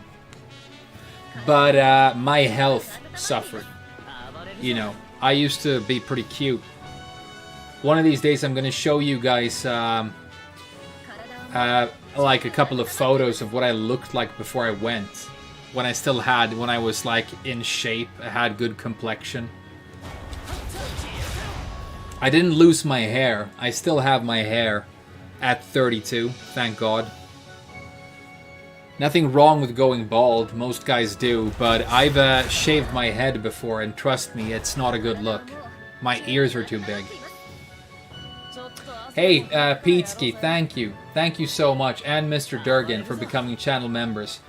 We're gonna put your names on the main image, and if you guys want to request anything in terms of like stuff you want me to play, if you want to have matches and stuff, you just let me know.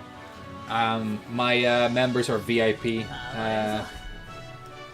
I really appreciate it. It's crazy to me that people are, you know, doing the equivalent of Twitch subbing to me at all. Yeah, it's just aging. But you know, going through all that and being back now, I'm sort of happy with the person I turned out to be. I really got to know myself, and I kind of really, I mean, I'm not you know, not to sound egotistical, but I'm kind of happy with the sort of person I turned into. Like, you know, I like laughing. I think I have a good sense of humor, stuff like that. But it was a wild ride, dude. It was a wild ride. I mean, the stories I could tell. I've already told some of them, but there's plenty more where that came from.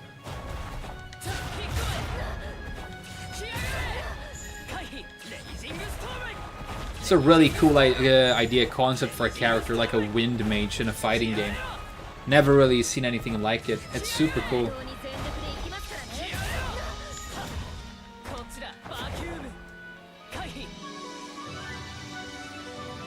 Hey, thanks a lot, Peetsky. Thank you so much. Well, those of you who are thinking of, because I know a lot of you are, I have some people in the chat like yesterday who are about to go to Japan long term. We had a guy who's going to go to my city, Fukuoka, for a holiday. It's an amazing place. I'll tell you this, when I was a student in Japan, because I had money, I saved up a lot of money working for a big IT consulting firm, just as an economist, as a controller, for like a year. And for that year, I... hey, what's up, Hyro? We've decided on a main. We're in the Van Gang. We're in the Van Gang for now. I'm pretty sure this character is male. I mean, if you listen to the voice lines. Let's wait and see what he says.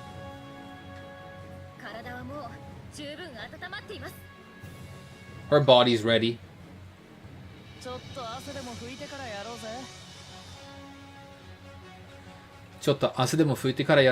Let's wipe our sweat off before we do it. These are all innuendo. She's saying that her body's ready, that her body's warm, that she's gonna go full out.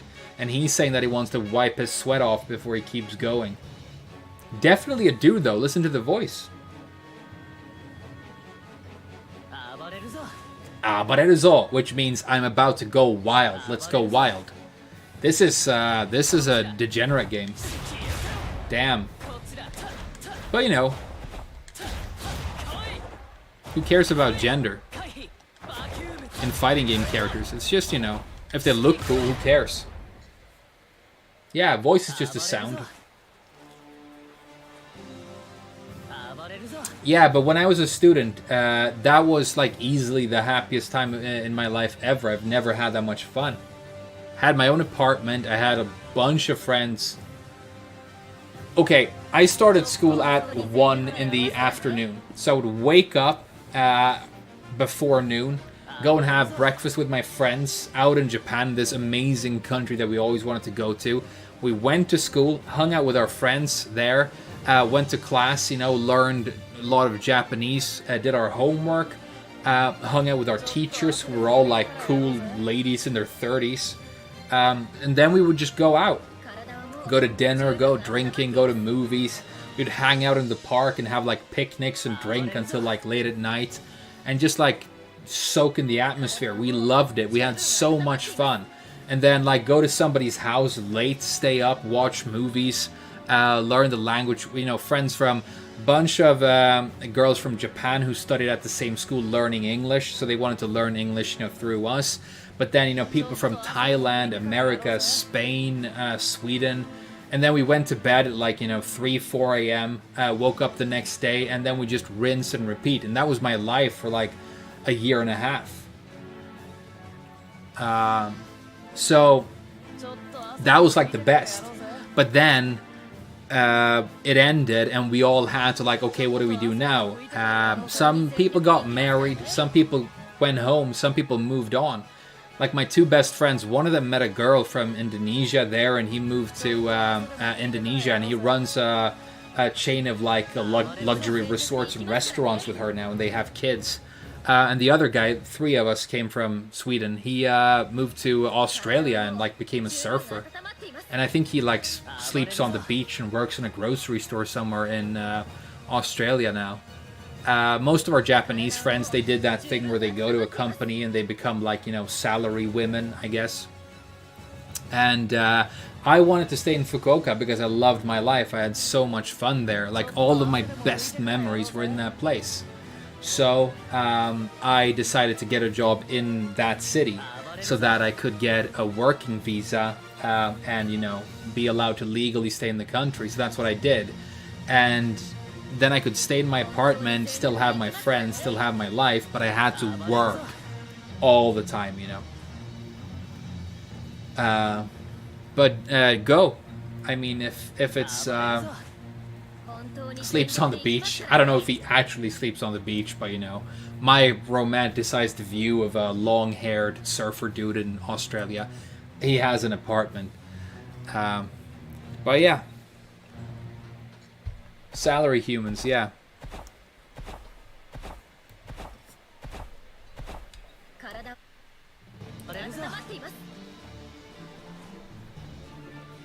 This is our first just chatting stream. I haven't done a hot tub yet, I haven't done finger paints, and I haven't reacted to Amber Heard, but we're gonna do just chatting like real streamers now.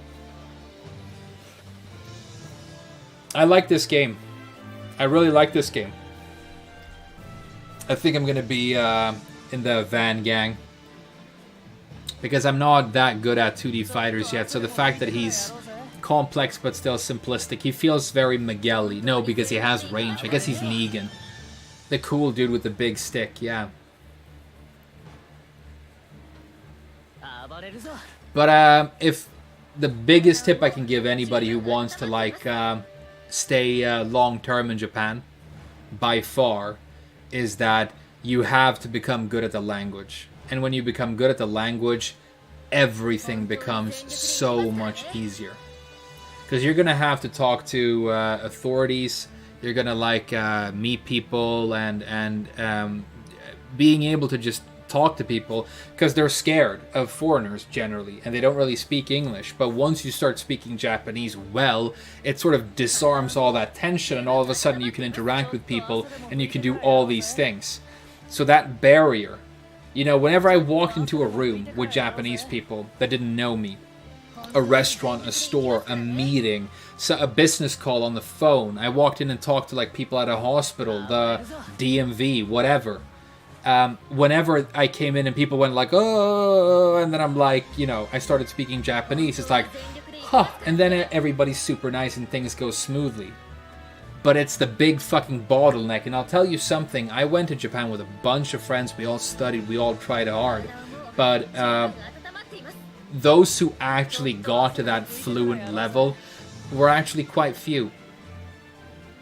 Actually, quite few people made it all the way. Because, you know, other things are more fun. Other things are, you know... And it's not like I spent a lot of time like, studying super hard to get super good at it, but I was, you know, at least conscious of it and laying that puzzle in my mind and adding things, you know. Somebody said something in a situation, in a context, okay, I'll take that with me, I'll try to use it at some point, and then I use it in that context or a similar context, and people react the way I wanted them to or expected them to. Now I've used not like words, but, you know, a very native sounding nuanced expression to elicit, you know, some sort of response. You know, I'm actually socializing in the language in a way. And once you've done that, then something clicks in your mind and you'll remember it forever. It's very different from looking at something you want to learn, you know, on the page.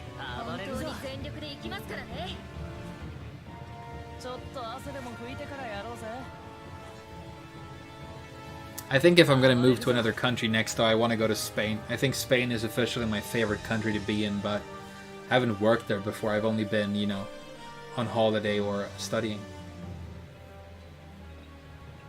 Did you know anyone who learned to speak fluently but still couldn't read? Yeah, plenty of people.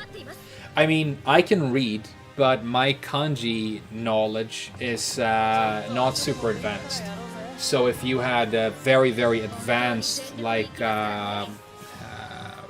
specific terminology, I could struggle with it for a little bit. If it was on a computer, it's fine, because you can just, you know, click stuff. There's all kinds of stuff in a Japanese keyboard where that just, you know, happens. And you can get your furigana so you know how to read it and stuff. But speaking Japanese is a lot easier than reading. But I'll tell you something else. I knew a bunch of people who knew how to read Japanese really well but couldn't speak it at all. The inverse. Specifically people who came from other Asian countries like Korea and China, because in China they have kanji, the same kanji almost. They're different, but they're largely the same. And that's why when you go and have your N2 or your N1 exam, your Nihongo Noryoku Shiken, which is like the big qualification exam for Japanese, you have a lot of people in there at an extremely advanced level who can sit the exam and do very, very well, but they don't actually like even introduce themselves in the language fluently, because they can, because the exam always has three parts. It's listening, reading comprehension, and mojigoi, which is I think it's mojigoi, chokai, and dokkai. So it's reading comprehension, characters and letters, and listening, right? So listening for me, because I listened to anime growing up and everything, I would get full scores on that all the time. And then reading comprehension, you get a text, and it can be like an instruction manual or a meeting transcript, and then you get questions on like what's, you know, questions about what was said in the text, basically. And then you have to write words and no characters, and so you have to pass and get high scores on at least two of the parts, which means that people who know how to read Chinese can do well on mojigoi and dokkai, but they might fail on listening. And there's no conversation on the exam at all. All language education in Japan is extremely behind on conversation, which is one of the reasons why all Japanese people study English all the time, but they don't really speak it. because the teachers don't speak it either, so they're not really qualified to teach people how to speak it, only how to correctly write, sentences and spell words. They systemize it into something that has very little to do with actual communication, which is a very typical Japanese thing. So when I taught English in Japan, I tried to get rid of all of that. And I was like, okay, you need to explain something that you like to me, and I want you to explain how it makes you feel. And if you get it wrong, the bunpo, like Japanese words, the grammar, if the grammar is wrong, if you don't manage to say it in a way that is correct, that is absolutely fine. But if you manage to communicate to me how this makes you feel and why you like it, then you get full marks, because you've successfully communicated with me in that language. And then all that other stuff, you don't really need me for that. You know what I mean? If you want to learn a language, you listen to it and you speak it. The analogy that I always used is, you can sit in a room for years and read as many books as you want on how to play the guitar, but if you never pick up the instrument, it's not going to get you anywhere. But if you pick up a guitar and you start doing this, I knew a bunch of guys growing up who just did that, sitting on their bed, and they play beautifully. They couldn't explain to you exactly technically what they're doing, maybe, but they can play music. But I guess in a way you kind of need both. But if you want to go to Japan, learn the language. You don't have to know it before you go. But once you do, yeah. Did I enjoy teaching? I guess I did, yeah. I mean, I used to teach a little bit before I left, as a part-time job when I was younger here in Sweden. I used to teach English, Swedish, French at high school level. And I thought that was fun. And I always have fun doing instructional stuff for YouTube when it comes to fighting games. And I think it's just because I like to my thing is I've been hyper-verbal since I was a kid. I'm much better at words than almost anything else. I'm not good with pictures. I can't draw. I have a bad sense of imagination, and I'm not good with numbers. So whenever I'm trying to understand something, I always break it down into semantics, right? I want to break it down and come up with a textbook definition that describes it perfectly. And I think that sort of thinking is conducive to making good instructional content, because it's okay, I have this really complex, difficult thing here, and I need to make it make sense. How do I say it so that it makes sense in a way that is also correct and doesn't leave, anything out? How do I define this, right? And if you're able to do that and show it at the same time in a video format, I think that's you're going to end up with something that's good for learning something like a fighting game. As much as you love the sound of Japanese, I wouldn't trade my English for it. No. English is the best language in the world, unironically. It has gigantic vocabulary compared to most other languages, especially when it comes to adjectives, adverbs, describing words. Words that describe things, which means that if I want to say something in English, I can do it in 50 different ways, and I can find the one that is funnier or more nuanced or is more closely aligned with exactly what I'm feeling right now. It gives you this beautiful, beautiful ability to express all this personality while communicating. English is amazing. Japanese doesn't really do that. Japanese, in a lot of ways, is revolves around a lot of kimatta ikata, like phrases that you're supposed to use at certain times. So a phone conversation in Japan almost goes exactly the same every time, right? But you know what I mean?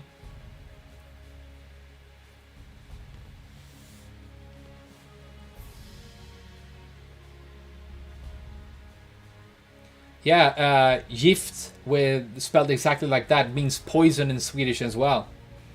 Because Swedish, is Germanic in a lot of ways.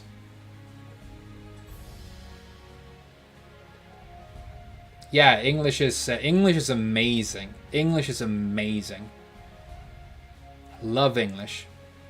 I genuinely love English. I wasn't super good at it until I started reading. And I didn't even like to read. But my mother, who loves to read, sort of forced me to read a novel in English. And I remember it was a Harry Potter book. It was the fourth one. And I remember it took me 3 days to get through the first page. But I sort of almost knew what was going on. Okay, there's a snake, there's a man. And then the second page took me like less time. And I finished the whole book. And it's a thick book. And by the time I was finished with it, I think I basically, knew the language. It's reading is huge. But reading something, art, reading a novel, reading something that is designed to be beautiful or have a narrative or. Yeah, I love English way more than I love Swedish. I have a love for Swedish as well, but it's a little bit of an awkward language. Some poetry in Swedish genuinely moves me to tears. I think you can do very beautiful, cool things with Swedish, but for the most part, it's a pretty awkward language. There's a Swedish poet called Nils Ferlin, who I really like.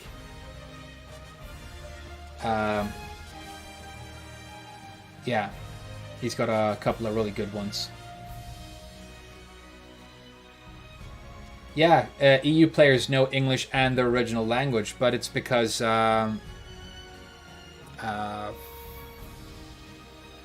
kind of got to. You kind of got to learn English. Otherwise, you're stuck in your home country. And if you're in Europe, odds are it's a pretty small country. I also love Spanish. I think Spanish is the most beautiful language in the world. It's the one I always wanted to learn the most. Because I started taking French when I was about 11. And then when I got to high school, I got my first Spanish lesson. And I kind of left French behind in my heart and just wanted to focus on Spanish. Because it's more bubbly, more beautiful, more fiery French to me. It's just better. But that's just my taste, I know a lot of people love French. You're learning Russian? Yeah. I heard Russian is actually one of those languages that you can learn quite quickly. You got to learn the alphabet, but if you get drafted in the military in Sweden, I was looking into maybe doing this when I was about 18, you can go in as a communications specialist, and your job will be like listening to radio communication and interpreting messages and stuff, and you have to learn fluent Russian. I think that might be something that they still do, and it might be left from the Cold War. But yeah, Spanish sounds amazing. I love listening to Spanish. Spanish and Portuguese are not the same at all. I mean, on the page maybe. They don't sound that similar.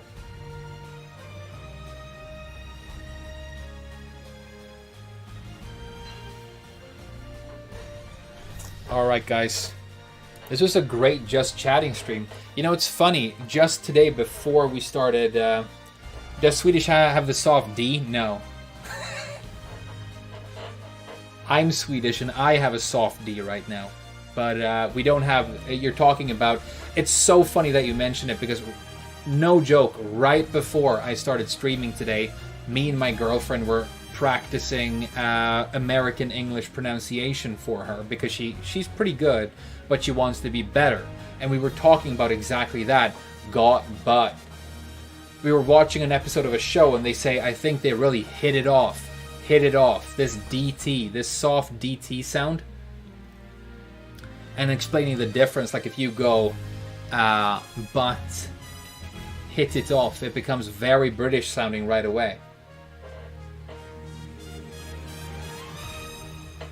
Oh, Pete, I thought you were talking about the T pronunciation in American English. I didn't know you were talking about soft D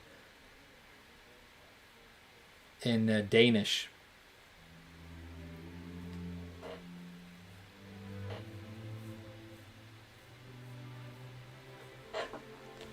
Yeah, Spanish just sounds amazing. Like Miguel. I think, I love him more because of the voice lines. Parece que... What does he say? Parece que estás a punto de perder. Apártate de mi vista. Nipple tassels and horse mask. Yeah, we're gonna do hot tub finger paint react streams. I'm gonna be reacting to I don't know. I guess it's too late to react to CEO.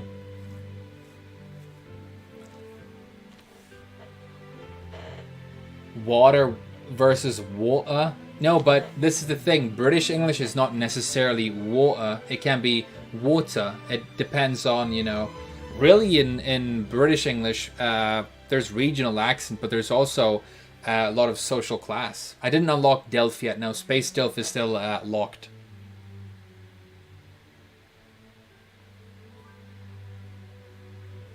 Yeah, good idea. I'm gonna react to some Diablo Immortal videos in a hot tub with my tits out, with finger paint on them. And I have an Asian girlfriend. I'm gonna play some happy ukulele music and have her come in, and we're gonna get my dog in as well. I have a Chihuahua and an Asian girlfriend. I am the worst streamer ever. If I just started to, commodify them, I'd be a very popular streamer. Yeah, my British accent is very posh. I don't know what my British accent used to be when I lived there. I don't think it was very posh.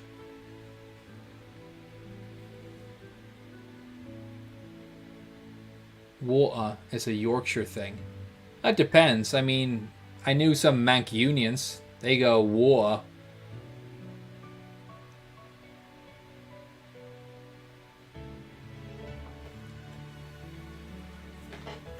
Your Brit accent is so convincing, actually. That's the posh one. That's how my sister speaks, who lives in the country. But, you listen to somebody who's from, like, the West Country. Like, you listen to Stephen Merchant. If you listen to a lot of the old Ricky Gervais podcasts, he sounds very different from Ricky and Carl. And he's got different, For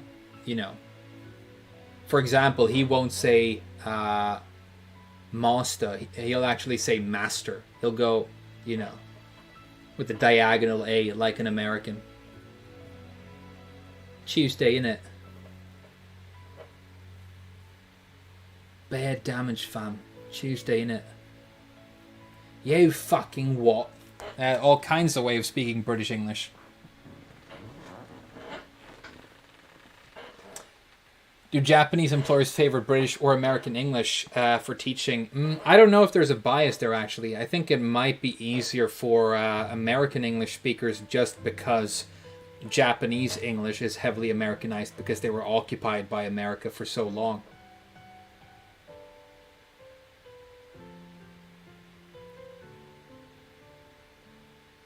Light is Loit. Loit. Yeah, if you go far enough into the West Country, they sound like pirates, which is really funny. Arr, arr.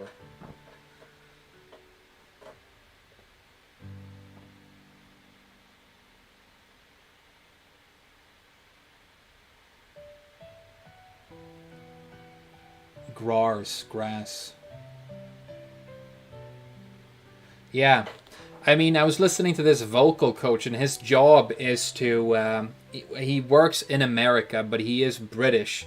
And his job is that when you have American actors, stage actors that have to do Shakespeare, it has to be in a reasonably convincing British accent, right? So he's a vocal coach who specializes in... getting American actors to a satisfying level of English pronunciation right. And he has a couple of sentences, one for each thing that you have to remember. But one that he used was, I was commanded to stay on the grass, as opposed to, I was commanded to stay on the grass. And if you just do that A, that's the only thing you change, it's completely different. And another one that he used was, my daughter ought to have caught her. Which became my daughter ought to have caught her. And just like those sentences finding like 4 or 5 different pronunciations that you just flip, it's at least good enough that it's going to convince people when you're on stage.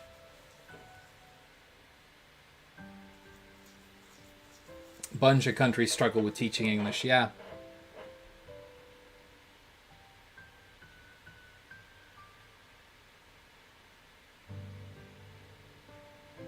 English-speaking actors in Korean shows. What about English-speaking characters in anime, dude? Pera pera, pera pera.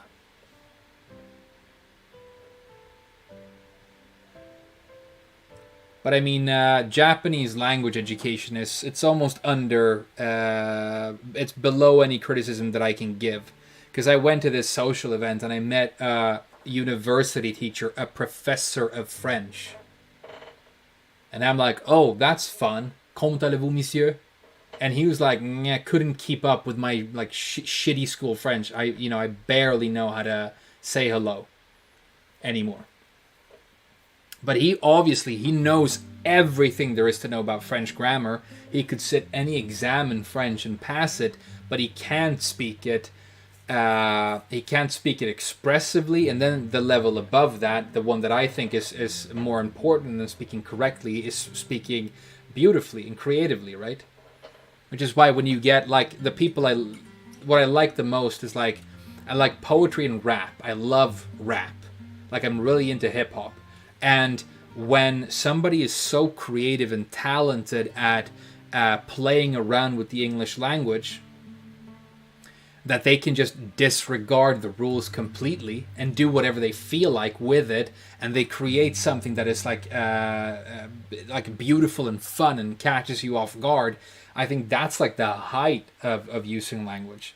And it could be because like a lot of people who become rappers, they rap a lot about the fact that they didn't grow up privileged, and maybe they didn't have access to the same educational opportunities as a lot of other people, but they were still born with this massive talent for language and expression. And then they have this culture that informs the way they communicate, and they turn that into lyrics, and it's so awesome. Yeah, Biggie is, I was going to say, like, my favorite is Aesop, but if I had to pick, like, my greatest of all time, it's Biggie. Totally. I mean, because he's consistently good, but he's also consistently funny. And he's very New York, which I like.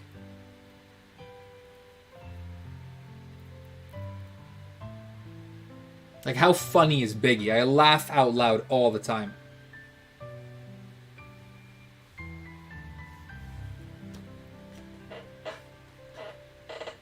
Hello, can I speak to Biggie? Yo, who does Shaniqua? Yo, call back, I'm busy. Or is it Tanisha? Andre 3000, yeah, Outcast. Hell yeah. Japanese rap there's a lot of iffy stuff. Nas, yeah. New York State of Mind.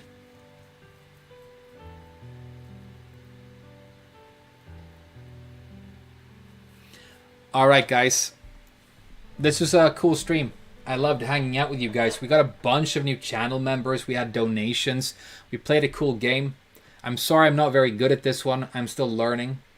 Osrosaurus. Okay, I'll check it out. Sounds good. I like dinosaurs. What is Osro in Latin? What does that mean? Or is it Greek? Yeah, you got to find the right one, exactly. It can be very awkward, Japanese rap. When it's trying to be American rap, it's very awkward. But it is a language that is, because it's all built on syllables, right? It's I think it's very conducive to creating rhymes. It's also true that in Japanese rap, something that you hear a lot is, okay, so if you know a little bit of Japanese, there's this word des that you use all the time. It basically means is, are, and it's what you end almost every sentence with. But it's spelled D-E-S-U, and you can pronounce, or it's spelled de-su, and you can pronounce the U if you want to. You usually don't. But that means that if you're trying to rhyme and you're creating lyrics, you can pronounce it des when it rhymes better and desu when it rhymes better. Which means that, you know, there are a couple of examples of things like that where you can choose the expression that works best, you know, for your scheme or whatever.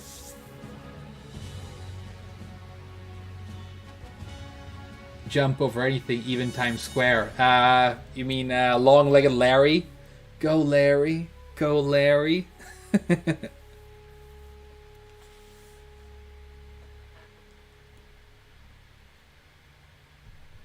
Hell yeah. Long-legged Larry. Jump so high, grow a beard in the air.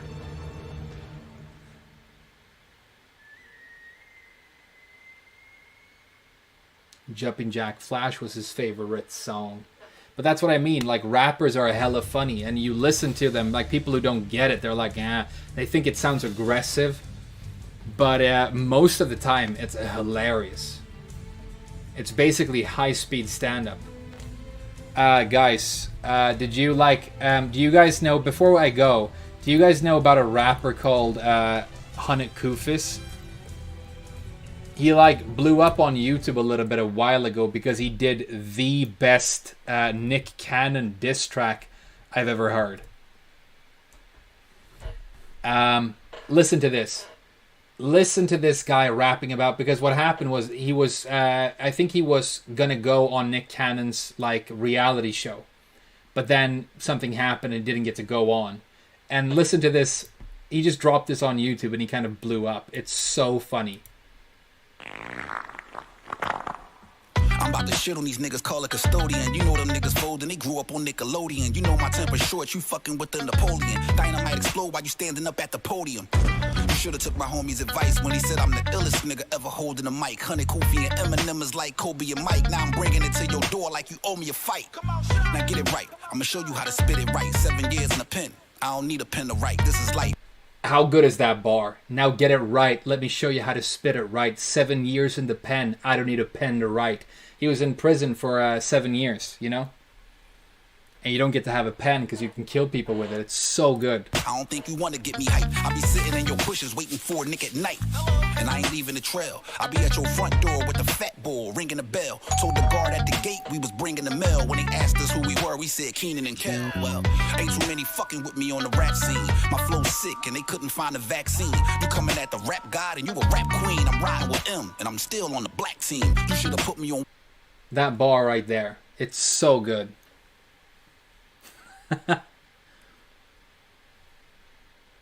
My flow's sick and they couldn't find a vaccine. You're messing with the rap god and you're rap queen.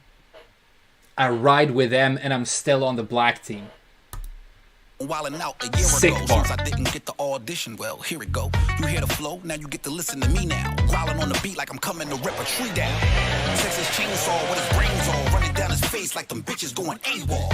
Hey y'all, I'm the lyrical Adolf, so if you rockin' Jews, you know what I come to take off.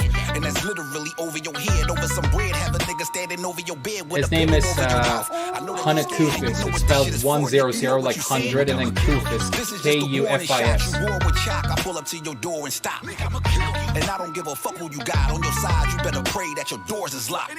So if you really want to settle this shit, I want 85% of Incredible Nick. Let me change your whole cast, cause most of them dudes trash. Everybody on your team looking edible Nick. Yeah, he's See, sick. try He's to be super nice sick. and bring the comedy out. If I spit it the other way, I go to robbery route. It's gotta be clout that I'm chasing, but I don't think it's clout. Just a loud motherfucker that swear he be wildin' out.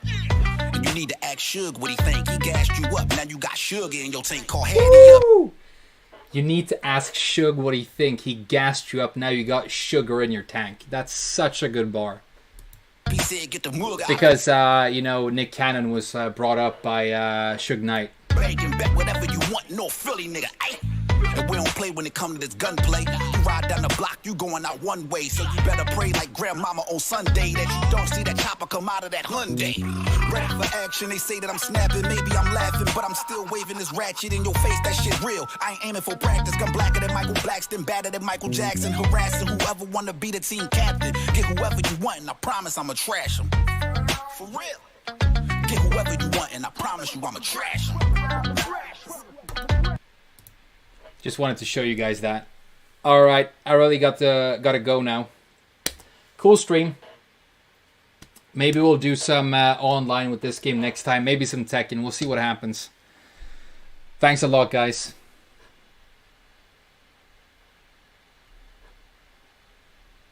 Yeah, he's solid.